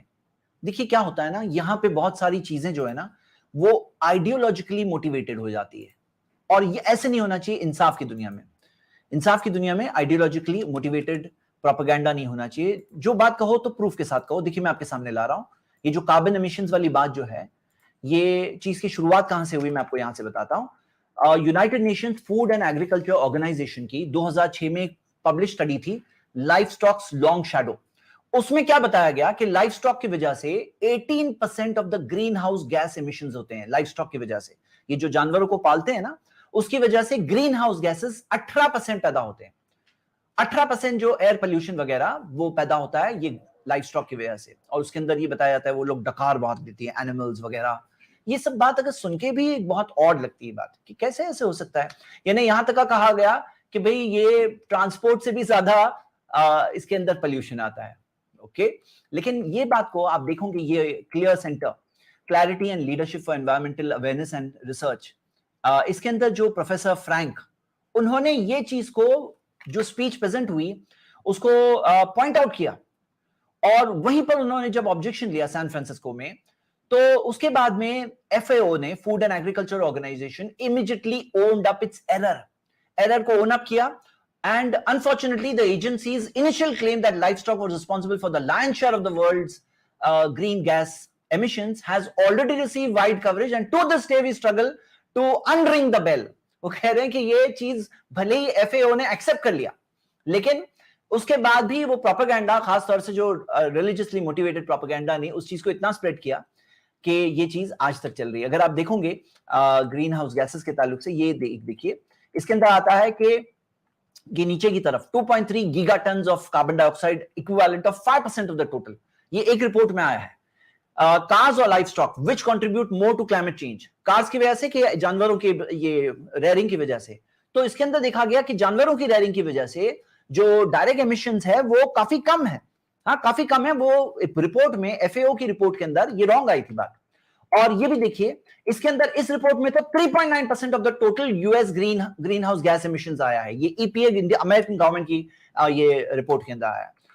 और इसके अंदर आप देख सकते हो ये चीज के जरिए साबित हुआ है। मतलब इन शॉर्ट बात ये है कि ये अगेन एक रिलीजियसली मोटिवेटेड प्रोपेगेंडा निकला, और यही चीज कई चीजों में दिखाई देगी जिसकी वजह से लोग ये बात कहते हैं। उम्मीद करता हूं आपको सवाल का जवाब मिला होगा। तो जैद भाई, मेरा क्वेश्चन ये है कि मतलब ये एतराज वैलिड कैसे है? अगर कैटल रेयर करने से कार्बन एमिशन होता भी है तो हम लोग नहीं खाएंगे तो वो तो फिर भी होगा। मतलब ये खाने से तो और कम होगा ना, कम रेयरिंग होगा जानवर का, that's a very good point, decrease होगा। तो ये क्या, क्यों पॉइंट फिर बिल्कुल सही बात है। अगर नहीं खाएंगे तो फिर भी तो एमिशन वैसे ही रहेगा जी। क्योंकि ये संबित पात्रा है स्पोक्सपर्सन, बार-बार ये पॉइंट रेज करते हैं। और गुजरात हाई कोर्ट ने भी कहा है, ये गुजरात हाई कोर्ट ने भी ये कहा है कि काऊ से ऐसा कार्बन एमिशन होता है। इसलिए मैं ये क्वेश्चन किया जी। जज़ाकल्लाह खैर, थैंक यू सो मच। वही डॉक्टर अब्दुल कदीर। अस्सलाम वालेकुम ज़ैद भाई, खैरियत? वालेकुम सलाम। एक मिनट, मैं देख रहा हूँ अबूजर भी यहाँ पे आए हुए हैं। यस अबूजर भाई, इस्तकबाल है आपका। अस्सलाम वालेकुम वरहमतुल्लाह। वालेकुम सलाम रहमतुल्लाह वबरकातुहू। आवाज आ रही है मेरी साफ? अल्हम्दुलिल्लाह जी, आपकी आवाज आ रही है जी। ज़ैद भाई बहुत बहुत माशाल्लाह, बहुत ज़बरदस्त आपकी प्रेजेंटेशन थी। मतलब सारे आर्गुमेंट्स आपने जड़ से खत्म कर दिए माशाल्लाह, बहुत मजा आया देख कर जी। डॉक्टर अब्दुल कदीर बताएं। जी ज़ैद भाई, मेरा सवाल ये है, कोई पेटेंट आर्टिकल है क्या, जो मारूफ पेटेंट आर्टिकल है जो मतलब प्लांट्स को लाइफ है और क्या वो फील होते हैं? क्योंकि बाज लोग ये एतराज करते हैं कि प्लांट्स को सेंट्रल नर्वस सिस्टम नहीं रहता है, ह्यूमन बींग्स को सेंट्रल नर्वस सिस्टम रहता है, तो वो लोग फील नहीं होते। लाइफ तो रहता है लेकिन फील नहीं होते, मतलब सेंस नहीं रहता है। तो ये एतराज पेश करते हैं, ठीक है? तो इसका कोई जवाब दे दीजिए अच्छा सा। पेटेंट आर्टिकल अगर कोई पब्लिश हुआ तो बता दीजिए, अच्छा रहेगा। जज़ाकल्लाह जी। अच्छा, इसके अंदर मैंने प्लांट्स को पेन होता है, उसके अंदर मैंने एनसाइक्लोपीडिया ब्रिटानिका का आर्टिकल जो है डू प्लांट्स फील पेन, मैंने इसको कोट किया और इसके अंदर आप देख सकते हैं। और ये जो बात रिसर्च है, मैंने जो वीडियो भी जो बताई, जो उसका भी लिंक दिया हुआ था, वो वीडियो का लिंक मैंने जो बताया वीडियो उसके अंदर मैंने शेयर किया था, ये भी यहाँ पर दिया हुआ था। लेकिन एक बात, बुनियादी आर्ग्यूमेंट ये है कि अगर मान लीजिए कि कोई, जैसे मिसाल के तौर पे मैं आपसे बात कर रहा हूँ डॉक्टर साहब, कि अगर मान लीजिए कोई इंसान है जो मान लो बहरा है, गूंगा है, 5 सेंसेस में से बहरा भी है, गूंगा भी है, और वो मान लो कि उसे ये हो गया है लकवा, हाँ, और इसकी वजह से वो फील नहीं कर पा रहा है पेन, तो ऐसे शख्स को मारना क्या कम गुनाह है, कम क्राइम है? तो प्लांट्स के अगर कुछ सेंसेस हम कहें कि कम है, तो उससे उनको मारना कम जुर्म हो जाता है क्या? ये क्या लॉजिक है? उनको मारना कोई कम जुर्म नहीं होता है। What do you think? बल्कि और ज्यादा गुनाह होता है, क्योंकि वो लोग नहीं सुन सकते हैं ना बोल सकते हैं, और ज्यादा गुनाह होता है। किसी लाचार को मार देंगे, बिल्कुल सही। तो अगर जुर्म कहें तो प्लांट्स को मारना तो बड़ा जुर्म दिख रहा है, क्योंकि लाचार प्लांट्स को मार रहे हो, वो बेचारे चिल्ला के आवाज भी नहीं निकाल सकते, तुम ऐसों को मार रहे हो, अगर ये जुर्म कहें तो। लेकिन जुर्म नहीं, इंसान की जायज जरूरत जिंदा रहने की जरूरत के लिए है। जी अच्छा जैद भाई, मैंने एक आर्टिकल आपको शेयर किया है, आप उसे स्क्रीन पर लाएं। Plants have their own kind of central nervous system. हाँ जी,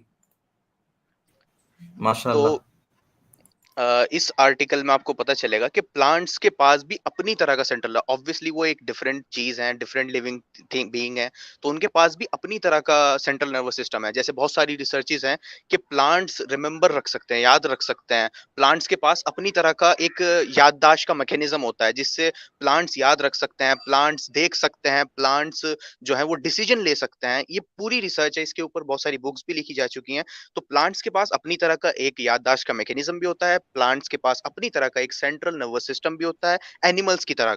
जैसे एनिमल्स रिएक्ट करते हैं ना, जैसे जैद भाई ने भी आपको दिखाया, ठीक उसी तरीके से प्लांट्स भी एनिमल्स की तरह रिएक्ट करते हैं। ठीक है, आप इसको पढ़ सकते हैं। मैं आपको, मुझे बहुत छोटा दिख रहा है, अगर आप पढ़ें। प्लांट्स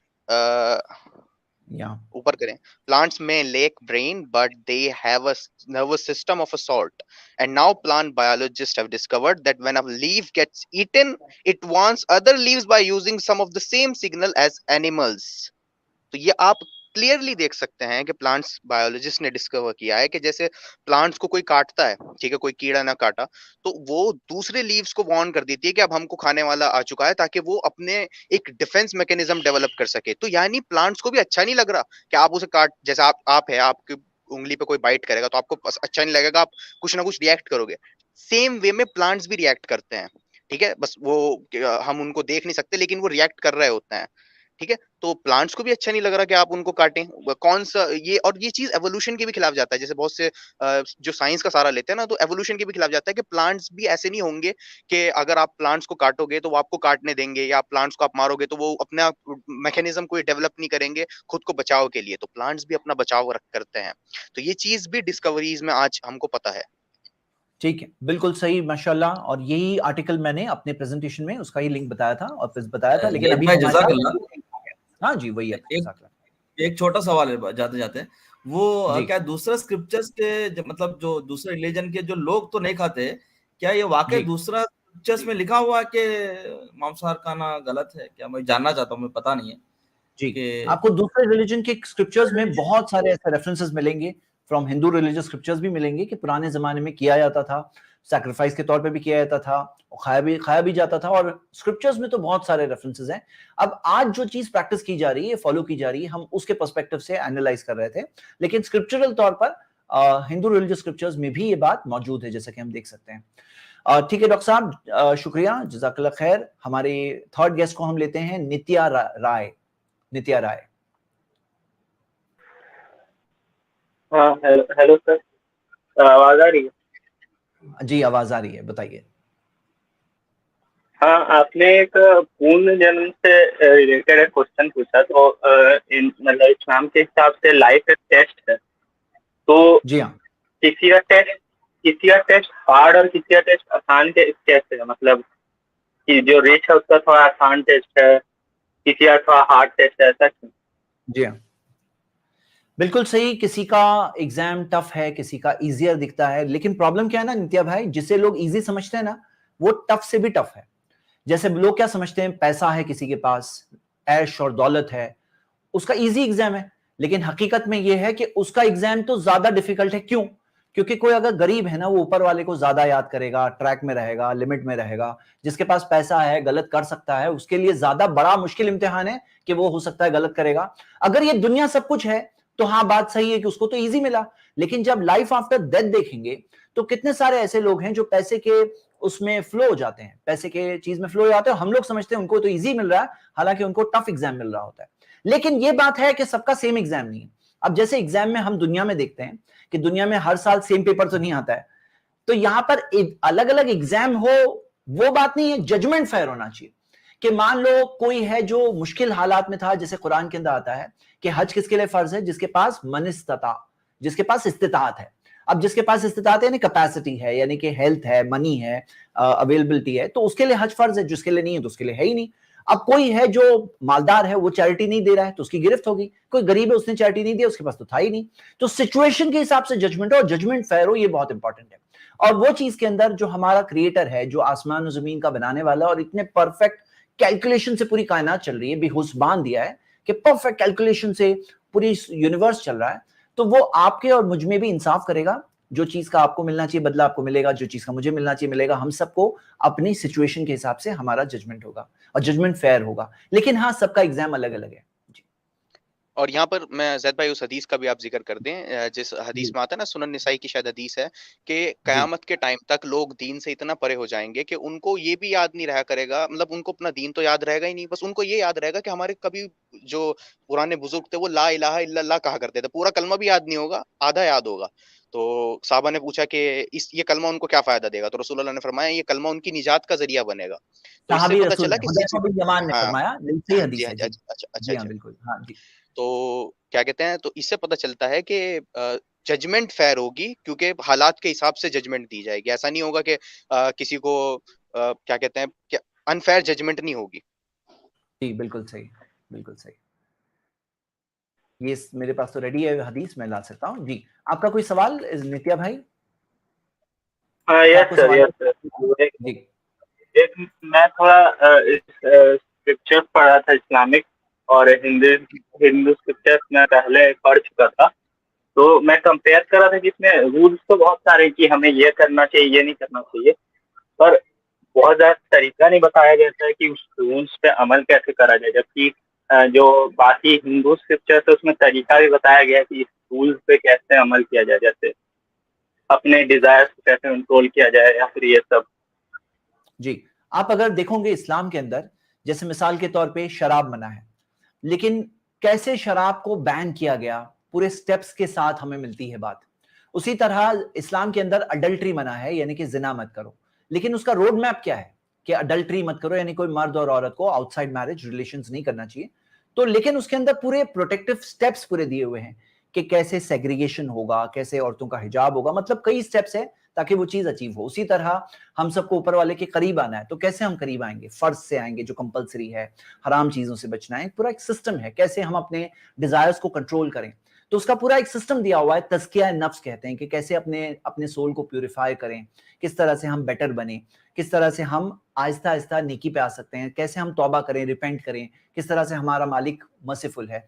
तो उल्टा हम तो ये कहते हैं कि ये चीज आपको इस्लाम में मिलेगी कि कोई चीज मना है, जैसे मिसाल के तौर पे चोरी मत करो दिया है, तो चोरी मत करो, तो ज़कात का सिस्टम है कि 2.5% ज़कात दो, कि ज़कात यानी जिसके पास भी पैसा है उसको साल में एक बार अपने कुछ सिलेक्ट एसेट्स में से 2.5% देना है उसे ज़कात, इससे जरूरतें पूरी हो जाएगी। फिर भी अगर कोई चोरी करता है तो उसके अंदर चोरी के लिए सजा भी रखी गई है। तो हम देखते हैं कि पूरे सिस्टम के तहत वो चीज को रोका गया है, और कैसे रोके वो पूरा एक सिस्टम का हिस्सा है। बल्कि आपको इसकी इतनी सारी मिसालें मिलेगी, बहुत लंबा लेक्चर इस टॉपिक पे हो सकता है। तो आप इस टॉपिक को जरूर स्टडी करिए। मेरी एक सीरीज है वाई इस्लाम 100 रीजन, जिसमें मैंने इसको पार्ट पार्ट कई चीजें मैंने कवर किया था। आप जरूर उस सीरीज को देखिए। और कोई सवाल आपका? सर, और इस्लाम पूर्ण जन्म रीइंकार्नेशन को नहीं मानता है, आपकी आवाज तो रुक के आ रही कई है ऐसे, बीच में। जी बताइए। यस सर, मैं बोल रहा इस्लाम रीइंकार्नेशन को नहीं मानता, तो कई ऐसा इंसिडेंट्स और कई ऐसे न्यूज में आते हैं कि लोग जिनको अपना पिछला जन्म याद है, तो उस पे कैसे बोलेंगे वो लोग के बारे में? कई ऐसे इंसिडेंट्स आते हैं। अब बुजुर्ग आपकी वीडियो भी आई है रिसेंट, आप ही बताइए सवाल का जवाब, फिर मैं अपना व्यू बताऊंगा। देखें क्या कहते हैं, रीइंकार्नेशन में जिसको याद आता है कि वो पिछले जन्म में ये था, एक तो ये चीज है कि इसको खुद हिंदू स्कॉलर्स क्रिटिसाइज करते हैं। वो बताते हैं कि एक इंसान, आप अगर इस जन्म में इंसान है तो नेक्स्ट जन्म में आपका इंसान बनने के चांसेस क्या हैं, तो वो चांसेस बहुत हाई बताते हैं। खुद हिंदू स्कॉलर्स इस चीज को क्रिटिसाइज करते हैं। दूसरी बात यह है कि कुछ लोगों को ये क्यों नहीं याद आता कि मैं पिछले जन्म में कुत्ता था, मैं पिछले जन्म में कीड़ा था, इंसेक्ट था, ये क्यों नहीं याद आता? क्योंकि वो सेन नहीं लगेगा इंसान, ठीक है। और कितने सारे फेक वाकयात आते हैं इसमें न्यूज में, ठीक है, उनको भी आप फिर बिलीव करेंगे। और दूसरी बात ये कि इन लोगों को जब आप इनसे पूछेंगे कि भाई आपको पता कैसे चला कि आप पिछले जन्म में आपको ये थे, आप पिछले जन्म में ये थे, ये बताते हैं कि हमको सपने आते हैं, ठीक है, सपने आते हैं। अब आप आप ऐसे बहुत सारे वाकयात न्यूज में ही आपको मिलेंगे जिसमें कोई क्रिश्चियन कह रहा है कि कोई हिंदू कह रहा है कि मेरे सपने में जीसस आए, ठीक है, कोई कह रहा है कि मेरे सपने में बुद्ध आए, ठीक है, कोई कह रहा है कि मेरे सपने में फला आया, मेरे सपने में फला आए, ठीक है। तो इन सब से क्या साबित हो रहा है? इन सब से तो अगर आप ये कहेंगे कि नहीं उनकी बात एक्सेप्टेबल है, उनकी बात एक्सेप्टेबल नहीं है, तो इन सब से साबित क्या हो रहा है? आप किसकी बात मानेंगे? क्योंकि सबके पास अपनी अपनी दलील है, सबको सपने आ रहे हैं, ठीक है। तो इससे पता ये चला कि कुछ और ही हो रहा है, ठीक है। हम जो ज्यादा मेरे पास इसकी पीपीटी नहीं है रेडी, लेकिन मैं वैसे ही बता रहा हूँ, आपके पास अगर रेडी हो तो बता दिएगा। तो हम लोग मुसलमान जो हैं वो जिनों में मानते हैं, और हम मानते हैं कि जिन जो हैं वो आपके सपने इन्फ्लुएंस कर सकते हैं, ठीक है, वो आपको कुछ खास चीजें दिखा सकते हैं सपने में, ठीक है। तो हम ये मानते हैं कि ये जो सपने आते हैं ये जिनों के द्वारा आते हैं, ठीक है, कि जिन आपको सर्टेन टाइप्स के सपने दिखा सकते हैं, जिससे कुछ फॉल्स बिलीफ लोगों में जन्म लेते रहते हैं, ठीक है। और वो क्या कहते हैं, इसका एविडेंस उनके पास नहीं होता, बस वो सपने आते रहते हैं। तो इस वजह से आदमी को लगता है जैसे क्रिश्चियन को अलग सपना आएगा, एक हिंदू को अलग सपना आएगा, तो ट्रस्ट किसकी बात की जाए? तो ट्रस्ट किसी की बात भी नहीं की जा सकती, क्योंकि ये सब इनके एक तो एविडेंस नहीं होता, दूसरी चीज ये कि मेरे पास इसकी वो नहीं है। मैं सर्च कर रहा हूँ हदीस, एक सेकेंड। इत्तेज़ाद भाई आप कुछ बोले, मैं इसमें ऐड करें, मैं एक चीज सर्च करता हूँ। ओके, क्लियर, मुझे इस बात का हो गया। मुझे आपको एविडेंस, एक मिनट आप सुनिए, जरूरत कि मैं नहीं एक चीज में हाँ एक लास्ट सवाल है, तब तक आप जवाब दे दे। तो जी इज गॉड ओमनी प्रेजेंट, और कि वो इस्लाम के अकॉर्डिंग ओमनी प्रेजेंट है क्या, कि वो कहीं ऐसा या ओमनी प्रेजेंट? हर चीज को देखना, वो हर चीज को देखता है, हर चीज को देखता है, हर चीज को जानता है, हर चीज को सुनता है, जर्रे जर्रे पे कंट्रोल है। लेकिन जहां तक उसकी जात की बात है, तो कुरान में 7 प्लेसेस में आता है कि वो अर्रहमान अलल अर्श इस्तवा, वो अपने अर्श जो उसका थ्रोन है उसके ऊपर है। तो हम ये देखते हैं कि क्रिएटर अलग है, क्रिएशन अलग है। हम उसे कुरान में आता है वह हुआ फौका इबादी, वो बंदों के ऊपर है, फौका वर्ड आता है। और मन फिस समा, आसमान वाला, इरहमो मन फिल अर्द यरहमकुम मन फिस समा, जमीन वालों पर रहम करो, आसमान वाला तुम पर रहम करेगा। प्रॉफेट मोहम्मद सल्लल्लाहु अलैहि वसल्लम ने भी पॉइंट किया, अल्लाह मशहद, तो ऊपर की तरफ पॉइंट किया, अल्लाह तू गवाह हो जा। तो ऐसे बहुत सारे प्रूफ्स है। तो हम ये कहते हैं कि क्रिएटर अलग है, डिस्टिंक्ट है, क्रिएशन अलग है। Worship the creator not the creation. खालिक की वर्शिप करो, मखलूक की वर्शिप मत करो। रचनाकार की वर्शिप करो, रचना की हुई चीज की वर्शिप मत करो। तो ये है इसके बारे में एक सिंपल बात। लेकिन उसके जैसा कोई नहीं है, क्योंकि उसकी कायनात देखकर ही हम समझ सकते हैं, जब कायनात यूनिवर्स इतना वास्ट और इतना बड़ा है तो बनाने वाला कितना ग्रेट है। तो ये बात सिंपल है कि लैसा कमिस्लिही शै, उसके बमिसल, उसके जैसा कोई नहीं है। और ये कहना कि वो यहां है, हर चीज में है, जैसा बाज लोग मानते हैं, तो हर चीज में गटर भी तो एक जगह है, नाला भी तो जगह है, टॉयलेट भी तो जगह है। तो क्या गटर में भी है, नाले में भी है? या मान लीजिए कि जी वही मैं बता रहा हूं, कुछ ऐसे क्रीचर्स होते हैं, कॉकरोच है या पेस्ट है, हम उसे मार रहे हैं, क्या उसमें भी है? या कोई क्रिमिनल है, मर्डरर है, क्या उसमें भी है? या मैं, टेबल है मेरे सामने, मैंने टेबल को मारा, तो मैंने किसको मारा? टेबल को मारा। क्या मैं गॉड को मार रहा हूं? मैं गॉड को नहीं मार सकता, क्रिएशन हूं, वो क्रिएटर है, वो बनाने वाला है। तो यहां क्या है कि आप, ये बात आपके सामने है कि क्रिएटर जो है वो डिस्टिंक्ट एंड सेपरेट है, और उसके जैसा कोई नहीं है, और हमें उसको वर्शिप करना है। उसकी प्रूफ ऑफ एग्जिस्टेंस बहुत सारे पूरी दुनिया में है, लेकिन वो अलग है क्रिएशन से। तो ये बात आपके सामने रखी, लेकिन बात ये है असल कि हम सबका मालिक एक है और हम सबको वर्शिप उसी ही करनी चाहिए। उम्मीद करता हूं आप इस स्टडी में आगे बढ़ते रहेंगे और जो भी सही बात है उसको जिंदगी भर एक्सेप्ट करें। अबू जरबा, आप कुछ ऐड करना चाहते हैं? जैद भाई, मैंने मेरे थोड़ा सा कनेक्शन लॉस हुआ था, मैंने सुना ही नहीं सही से आवाज कट, अब आनी शुरू हुई आवाज। अच्छा, नहीं कोई बात नहीं। तो नित्या भाई, कोई और बात आपको कहनी है, पूछनी है? एक मुझे अभी याद आया कि एक मैंने कुरान की पढ़ी थी, मुझे याद नहीं आ रहा कि जब जजमेंट डे से रिलेटेड, कि उस दिन आसमान खुलेगा, तो आपको आवाज आ रही है? नित्या भाई, एक्चुअली आपकी आवाज बहुत फिल इन द ब्लैंक आ रही है, मैं गैस कर रहा हूँ, गैस। हाँ चलो फिर से बोलो, क्या बोल रहे हैं आप? जजमेंट डे के बारे में कुरान में वर्ड था कि उस दिन आसमान खुलेगा और वहां पे हेवन होगा, राइट? तो हमने इतना सारा स्पेस ऑब्जर्व किया, हमें दिखता कि नहीं है जो जन्नत या हेवन जो भी आप बोलते हैं, हमने इतना सारा स्पेस साइंटिस्ट ने ऑब्जर्व किया, कहीं पे जन्नत आसमान।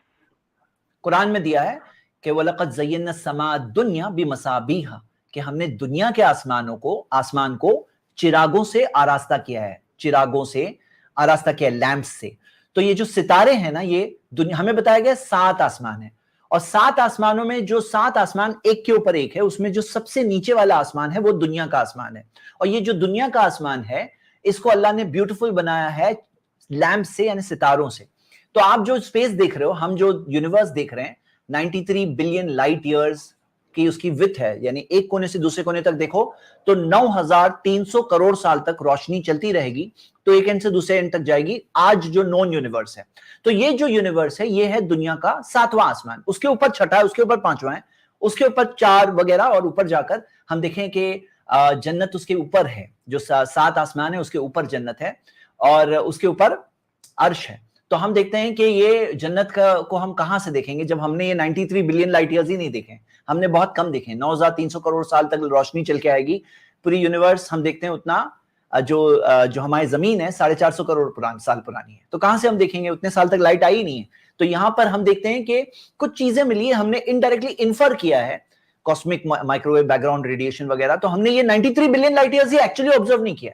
हाँ, तो उसके आगे हम कहां से कह सकते हैं, ये तो हमारे लिमिटेड बात है। लेकिन ये बात देख सकते हैं कि उसकी प्रूफ जो है ना, क्रिएटर के निशानियां हर तरफ है, और इस्लाम रिलीजन ऑफ ट्रुथ है। आप अगर जानना चाहते हैं तो वाई इस्लाम 100 रीजंस, ये मेरी सीरीज जरूर देखिए, उसमें आपको बहुत सारे प्रूफ मिलेंगे। अगर आपको वो बात समझ में आ गई तो कोई चीज समझने के बाद उसका जो बताया हुआ रास्ता है उसको समझना आसान हो जाता है। हाँ जी, शुक्रिया, थैंक्स फॉर कमिंग जी। हमारे आज के चौथे गेस्ट अफजल भाई। अस्सलाम वालेकुम। वालेकुम सलाम। कैसे भाई आप? अल्हम्दुलिल्लाह, मैं खैरियत से हूँ। आपकी बहुत सारी स्ट्रीम मैंने सुनी, अल्हम्दुलिल्लाह, बहुत फायदा हुआ आपकी स्ट्रीम से, आपकी बातों से। खासकर वो साहिल के साथ जो आपका हज़रत आयशा रदी अल्लाह तआला अन्हा के मुतालिक जो डिबेट है, वो बड़ी जबरदस्त रही, मैंने बहुत सुना उसको। अल्हम्दुलिल्लाह जी ज़ैद भाई, मुझे मैंने पूरी स्ट्रीम मैंने सुनी नहीं है, बस उसमें से कुछ हिस्सा सुना है, तो मुझे खाली ये पूछना था कि नॉन वेज खाने के लिए कुछ अकली दलील है क्या? नॉन वेज खाने के लिए? जी जी हाँ, कुरान में तो बहुत सारी दलील है कि मिसाल के तौर पे सूरा 5 वर्स 1, सूरा 5 वर्स 3। नहीं, कुरान में नहीं ज़ैद भाई, ये वैसे पूछ रहे हैं कि अकली दलील। अकली दलील, जैसे कोई नॉन मुस्लिम होगा तो कुरान को बिलीव नहीं करता है, कुरान से। अफजल भाई, ये स्ट्रीम ही देख लो, आपको बहुत सारे अकली दलील स्ट्रीम देखें। हाँ जी, क्योंकि वो जो उसमें मैंने प्रेजेंटेशन कवर किया है वो फिर से तो नहीं करूंगा, लेकिन आप वो जरूर देखिए इंशाल्लाह। और कोई सवाल? जी। नहीं, बस यही सुनना था मुझे, बस यही जानना था। महमूदुल हसन, ये हमारे 5th गेस्ट हैं, और क्योंकि 4th गेस्ट थोड़े शॉर्ट में हो गई बात, तो मैं एक और गेस्ट को लूंगा इनके बाद। जी, महमूदुल हसन। अस्सलाम वालेकुम। वालेकुम सलाम रहमतुल्लाह। जी बताएं। हाँ, मैं बोल रहा हूँ, मेरा क्वेश्चन टॉपिक से बाहर है, इसलिए मुझे बैक स्टेज पे रखे, लास्ट में मैं क्वेश्चन करूंगा। लास्ट ही ये चल रहा है, लेकिन टॉपिक से बाहर हम लोग नहीं लेने वाले हैं। आप हमारे हेल्पलाइन पे कॉल करिए, हाँ, और या तो फ्राइडे को आइए, तो उसमें ज्यादा गेस्ट होते हैं। शुक्रिया। अभी भी 2 गेस्ट और लेंगे। मोमिन भाई, मोमिन भाई अपने आप को अनम्यूट करें। जी अस्सलाम वालेकुम। वालेकुम सलाम। जी, वो बहुत से लोग बोलते हैं कि ना नॉन वेज खा के भी ना अच्छी लाइफस्टाइल जी सकते हैं, और एक बॉडी बिल्डर आदमी को भी दिखा रहे थे, बोलते हैं देखिए इंस्पिरेशन है, ये तो वीगल है। तो क्या ये सही है, सही बात है कि नॉन वेज बिना खाए भी रह सकते हैं इंसान? जी, किसी को नॉन वेज नहीं खाना है ना खाए, कोई प्रॉब्लम नहीं है। हम उसके पीछे नहीं पड़े हैं कि बन जाओ वेज, नॉन वेज बन जाओ, नॉन वेज आज हम तुम्हें नॉन वेज बना के रहेंगे, मसले है भी नहीं खाना है मत खाओ। लेकिन जो पापी कहते हैं, क्रिमिनल कहते हैं, एक्शंस, गलत एक्शंस करते हैं, हम उन लोगों के खिलाफ है, हम उनके ताल्लुक से बात करते हैं। और जहां तक हेल्थ की बात है, तो मैंने आप लोगों को बताया कितने सारे चीजें नॉनवेज फूड में है। तो ये कहना कि नॉनवेज में कुछ नहीं है, बीमारियां हैं, ये प्रोपेगेंडा करते हैं। यानी कि देखो, एक बात है, गलत बात नहीं बोलना चाहिए, इंसाफ की बात करना चाहिए। नॉनवेज भी जो खाना है, जो चीज है, फूड है, खाते हैं लोग, जिंदा रहते खाकर। ओके, तो ये दुनिया जिसमें हर 7 में से एक इंसान भूखा सोता है, तो वो दुनिया में बहुत सारे लोग नॉनवेज खा के भी पेट भरते हैं। अब कोई कहे कि नहीं ये बीमारियां ही होती है और प्रोपेगेंडा के बेसिस पे साबित नहीं कर सकते हैं, प्रूफ की दुनिया में आके साबित नहीं कर सकते हैं। तो कोई अगर कहे कि वेज खा के भी मैं हेल्दी रह सकता हूं, रहो, कोई प्रॉब्लम नहीं हमें। लेकिन कितने सारे बॉडी बिल्डर्स आपको मिलेंगे जो नॉनवेज खाते हैं, कितने सारे आपको मिलेंगे। तो ये कहना कि नॉनवेज खाने से बीमार हो जाते हैं, तो 95% जो मैंने बताया ना शुरू में, 92% दुनिया के लोग नॉनवेज खाते हैं, 92% लोग सब बीमार है। तो समझना ये कि हाँ बीमारियां भी होती है, किन चीज से होती है, गलत चीज से होती है। तो गलत चीज के लिए हम भी साथ में आपके, वो गलत है। अबू जर भाई कुछ और ऐड करेंगे? जी ज़ैद भाई, जो लोग कहते हैं कि बीमारियां होती हैं और ये होता है वो होता है, जैसा कि आपने बता ही दिया कि बहुत सारी डिफिशियंसी भी अगर आप खाली वेज डाइट पे रहते हो, जैसे बहुत सारे एथलीट्स हैं जिन्होंने स्टार्टिंग में वेज होने का फैसला किया, लेकिन उनका वजन ड्रॉप हुआ तो उन्होंने उनको उनके ट्रेनर्स ने उनको कहा कि अब तुम्हें नॉन वेज खाना पड़ेगा।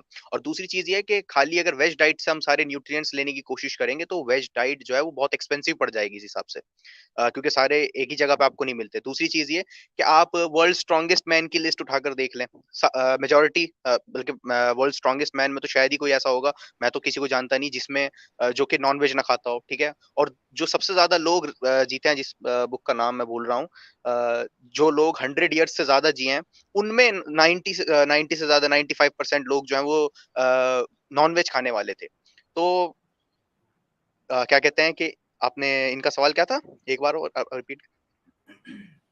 रिपीट करिए मोमिन भाई। जी वही था, मतलब कि जैसे ये कितने लोग है ना बोलते हैं जैसे हेल्दी हम रह सकते हैं वेज खा के भी, बिना नॉन वेज जरूरी नहीं है लाइफ में। हाँ, तो और उससे वो जो तो है आपका सवाल तो एक्स्ट्रा ही हो गया। आपका सवाल ज़ैद भाई ने आंसर कर दिया कि आप हेल्दी रह सकते हैं, आप रहें, ठीक है। लेकिन ऐसा डाटा जैसे सपोर्ट नहीं करता है, ज़्यादातर लोगों को अगेन स्टार्ट करना पड़ जाता है, ठीक है, और बहुत एक्सपेंसिव हो जाएगा, ज़्यादातर दुनिया इस चीज़ को नहीं कर पाएगी। तो हमें ये देखना पड़ेगा कि दुनिया उस चीज़ के लिए रेडी है या नहीं, ठीक है। जो अमीर लोग हैं वो तो कर सकते हैं, अमीर लोग बहुत सारी ऐसी सब्जी खा सकते हैं जो कि बहुत एक्सपेंसिव होती है, लेकिन गरीब लोग कहाँ सप्लीमेंट्स से खा खाएंगे? सकते हैं। हाँ जी। करेक्ट जी, ठीक है मोमिन भाई, उम्मीद करता हूँ आपको जवाब मिला होगा इंशाल्लाह। जी हमारे आज के आखिरी गेस्ट मोहम्मद दानियाल जी। अस्सलाम वालेकुम ज़ैद भाई, अबू ज़र भाई, कैसे हैं आप लोग? अल्हम्दुलिल्लाह। ज़ैद भाई मेरा आपसे सवाल था रिगार्डिंग जो इन लोगों से जब मेजॉरिटी एतराज़ आते हैं मीट ईटिंग के खिलाफ, तो वो ये कहते हैं कि क्योंकि जानवर को तकलीफ होती है ज़िबा करते वक्त, इसलिए नहीं खाना चाहिए। तो आप ज़रा बताएं कि ये जो हलाल, जो शरीयत के मुताबिक जो हलाल करने का तरीका है वो, और एक और तरीका ये लोग बताते हैं झटका, इन दोनों में फ़र्क क्या है? और क्योंकि ज़िबा करते वक्त जानवर को तकलीफ होती है, जानवर हिलता है, बहुत ज़्यादा तड़पता है, तो वो उसका क्या जस्टिफिकेशन है, ज़रा बता दीजिए। मैंने जर्मनी मुनिक यूनिवर्सिटी ऑफ की मैंने रिपोर्ट बताया था, मैंने उसके अंदर ऑलरेडी बताया हूँ और मैं फिर एक बार बता रहा हूँ उसका थोड़ा डिटेल वर्जन बता देता हूँ अभी जी। तो ये रिपोर्ट आप लोग खुद देख सकते हैं, नेट पर अवेलेबल है। और ये रिपोर्ट मैंने मुख्तसर में बताया ड्यूरिंग माय प्रेजेंटेशन। ये है आप देख सकते हो उसके अंदर प्रोफेसर स्कल्स की जो ये रिपोर्ट है, इसके अंदर उन्होंने ये क्लिनिकली ईईजी मशीन लगाई और स्टनिंग के जरिए, जो कैप्टिव बोल्ट स्टनिंग के जरिए भी मारा है, स्लॉटर किया एनिमल को, और ज़बीहा मेथड से भी स्लॉटर किए। और देखा गया उसके एंडिंग में, मैं कंक्लूजन्स पे नीचे आ रहा हूं, तो कंक्लूजन्स में आप देख सकते हो, पूरी रिपोर्ट पढ़िए, आप डाउनलोड करके पढ़ सकते हैं, नेट पे अवेलेबल है। The investigation had the following results. ये इन्वेस्टिगेशन का रिजल्ट ये आया। For slaughter by ritual cut, जो रिचुअल कट है ज़बीहा, वो कहते हैं after the blood letting the EEG initially is the same. Blood letting के बाद जो ईईजी मशीन जो पेन को बता रही है वो सेम है, और there is a high probability that the loss of reaction took place within 4 to 6 seconds for sheep and within 10 seconds for calf. ये हलाल तरीका था। तो ये हलाल तरीके की बात हो रही है। जी हाँ, रिचुअल कट यानी हलाल ज़बीहा तरीके की बात हो रही है। तो उसके अंदर 4 से 6 सेकंड में टोटल रिएक्शन चला गया, और काफ के अंदर 10 सेकंड्स में टोटल रिएक्शन चला गया। द जीरो लाइन आ गई ईईजी मशीन के अंदर 13 सेकंड्स के अंदर for sheep, 13 seconds for 17 sheep and 23 seconds for 7 calf. यानी जीरो लाइन पे आ गई, लॉस ऑफ रिएक्शन हुआ, जीरो लाइन पे आ गई। The thermal pain stimuli did not cause an increase in activity. After the cut, the heart frequency rose for calves within 40 seconds to 240 heart actions per minute, and for sheep within 40 seconds to 280 heart actions पर minute. अब ये देख रहे हैं कि heart beat कर रहा था, ब्लड बाहर आ रहा था, लेकिन क्योंकि ब्लड सप्लाई जो ब्रेन का कट हो गया, तो ईईजी मशीन बता रही है कि वो एनिमल स्लीप मोड में गया, और कॉज ऑफ डेथ उसमें आगे जाके देखेंगे, कॉज ऑफ डेथ जो आया लैक ऑफ ब्लड। और जो एनिमल के जो लेग्स जो मूव करता है कॉन्ट्रैक्शंस की वजह से, खून तेजी से जो रगों से बाहर आ रहा होता है, उसकी वजह से जैसे मसल्स के अंदर कॉन्ट्रैक्शंस होते हैं, वो कॉन्ट्रैक्शंस की वजह से वो अपने लेग्स को मूव करता है, ना कि दर्द की वजह से, क्योंकि दर्द तो ईजी मशीन में रिफ्लेक्ट हुआ। लेकिन वही सेम चीज के अंदर कैप्टिव बोल्ट मेथड से जब किया गया, और हम देखते हैं अगर झटके मेथड में एक झटके में अगर गर्दन ना उड़े, तो झटके मेथड के अंदर जब 2-3 झटके जब बैक साइड से देते हैं, आगे की तरफ से नहीं, जब बैक साइड से देते हैं, तो उसके अंदर आगे का ब्लड सप्लाई कट होने से पहले हो सकता है 2-4 ब्लोज लगेंगे, 2-3 ब्लोज लगेंगे, उसके अंदर वो जानवर बहुत दर्द में होता है। ये देखिए कि इसके अंदर कैप्टिव बोल्ट के अंदर severe general disturbances in the EEG which almost certainly eliminates a sense of pain। हाँ, तो सिवियर डिस्टर्बेंस देखा गया, सिवियर ईईजी में डिस्टर्बेंस देखा गया, और जो 4 काव्स में 28 सेकंड लगे ईईजी को जीरो लाइन पे आने में, जिसमें वो तकलीफ में है जानवर, दर्द में है जानवर। तो ये इस रिपोर्ट में आया है, ये एक रिपोर्ट है, ऐसे और भी रिपोर्ट्स हुई आई है मेरे पास, और भी ज़ैद भाई इसका ये जो सारे स्टैट्स आपने बताए, इसका ये डिपेंड नहीं करता कि जानवर किस तरह का है, मतलब अगर जानवर पतला है या थोड़ा मोटा है, पतला जानवर, बड़ा जानवर, यानी जानवर में फर्क होता है ऑब्वियसली, लेकिन एक एवरेज होता है। बड़े जानवर जो काफ को कितना टाइम लग रहा है, हाँ, बुल्स को, बैल को कितना टाइम लगेगा, इसको कितना टाइम लगेगा, वो उसमें कंपैरेटिवली हम देख सकते हैं जी। राइट, बस ठीक है, सही एक्सप्लेन कर दिया आपने ज़ैद भाई। आज जो ह्यूमन बात के देखेंगे कि वो जब 22-25 साल तक जब जिएगा, और जो बकरा बकरी है वो 15 साल 17-18 साल तक जब जिएगी बकरा बकरी, तो कौन खाना कैसे खिलाएंगे, इतना खाना कैसे खिलाएंगे उनको? और फिर क्या होता है कि बाहर धूप में छोड़ देते हैं लोग, यहाँ वहां घूमता है वो जानवर, और फिर फाइनली तड़प के मरता है, रोज मरता है, वो चीज का क्या? तो ये तो एक बहुत ह्यूमेन तरीका है कि उसे एक अच्छे तरीके से उसे मौत मिलती है, और एक जिंदगी उसके केयर के साथ गुजरती है। अल्लाह ताला ने किसी को बनाया है खाने के लिए, जैसे मिसाल के तौर पे कोई मान लो अगर पेस्ट है, तो वो बनाया गया दुनिया में, ऊपर वाले ने पेस्ट भी रखा है, दुनिया इम्तिहान की जगह है, वो पेस्ट क्यों बनाया गया? ताकि हम वो पेस्ट को किल करके अपने फूड को बचाएं, पेस्टिसाइड के जरिए पेस्ट को किल करें। तो यही है, दुनिया इम्तिहान की जगह है। तो ये कहना कि नहीं पेस्ट को ना किल करो, ना जर्म्स को किल करो, ना बैक्टीरिया को किल करो, बस ऐसे ही रहो, तो हम भी नहीं रह सकते, इंसान दुनिया में नहीं रह सकता है, फिर इंसान को मानने की वाली बात हो जाएगी, जो वर्स्ट बात है। हाँ जी, right, thank you so much Zaid भाई, थैंक यू सो मच। और इवन जो जो ये दूध निकालने वाले होते हैं, ठीक है, आप इनका भी देखेंगे तो क्या दूध बिना पेन के निकलता है? नहीं, दूध में भी पेन देना पड़ता है उनको। जो हिंदूज होते हैं ये आर्ग्यूमेंट देते हैं कि भाई पेन होता है, ठीक है, क्या दूध बिना पेन के निकलता है? दूध में भी पेन होता है, ठीक है, और जानवर एकदम से दूध देने के लिए रेडी नहीं होता, उसको मार के ट्रेन करना पड़ता है, ठीक है, ऐसा नहीं है। अबूजर भाई दूध निकालने में भी पेन होता है, ये बात मुझे नहीं पता थी। नहीं, आप चेक करें, इसमें पेन होता है उनको, जानवरों को, और इवन क्या कहते हैं, इसमें उनकी जो जैसे कभी कभार दूध नहीं निकलता तो एक्स्ट्रा स्ट्रेच करना पड़ता है, जिसमें और ज्यादा पेन होता है। राइट। और अक्सर इनका जो शीप होती है उसकी स्किन भी अक्सर यूज होती है, तो उसके लिए भी आई थिंक शीप को मारना पड़ता है, क्योंकि इस तरह जिंदा शीप क्या भी यूज होता है या फिर मारना भी पड़ता है कई दफा। अगेन रिपीट करें, आपकी आवाज मैं कह रहा था कि ये जो शीप का जो स्किन होती है जिससे लेदर के प्रोडक्ट्स बनाए जाते हैं, वो उसमें भी अक्सर शीप जो है उसको शायद मारा जाता है, या फिर वूल की बात कर रहे हैं आप? वूल की बात कर रहे हैं, वूल कि आप स्लॉटर्ड शीप की बात कर रहे हैं? हाँ जी, मैं वूल की बात कर रहा हूँ।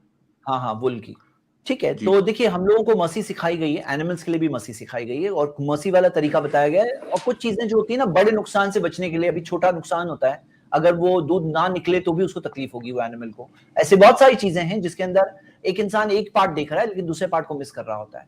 तो उम्मीद करता हूँ आज की स्ट्रीम में आप सबको बहुत सारी बातें मिली होगी। जैसे मैंने कहा, आज की एक शॉर्ट स्ट्रीम है, तो इसी के साथ हम आज की स्ट्रीम खत्म करते हैं। कल इंशाल्लाह वाई इस्लाम का अगला एपिसोड है, जिसके अंदर मैं और अमेजिंग प्रूफ्स बताने वाला हूँ क्यों इस्लाम रिलीजन ऑफ ट्रुथ है। आप लोग जरूर आइए, देखिए इंशाल्लाह। और फ्राइडे को इंशाल्लाह हम लोग हज के ऊपर स्ट्रीम कर रहे हैं, स्पेशल स्ट्रीम हज के ऊपर कर रहे हैं फ्राइडे को, जो बड़ी स्ट्रीम होगी। हज के ऊपर जो सारे सवाल है वो हम लोग एक साथ में कवर करेंगे एक स्ट्रीम में इंशाल्लाह, जिसके ना 4 लोग रहेंगे पैनल में। कल सिर्फ मैं रहूंगा। और हमारी बच्चों की स्ट्रीम होती है मंडे को, बच्चों को जरूर भेजिए, उसमें भी ज्वाइन करें। शुक्रिया, इसी के साथ हम खत्म करते हैं। अस्सलामु अलैकुम व रहमतुल्लाहि व बरकातुहू।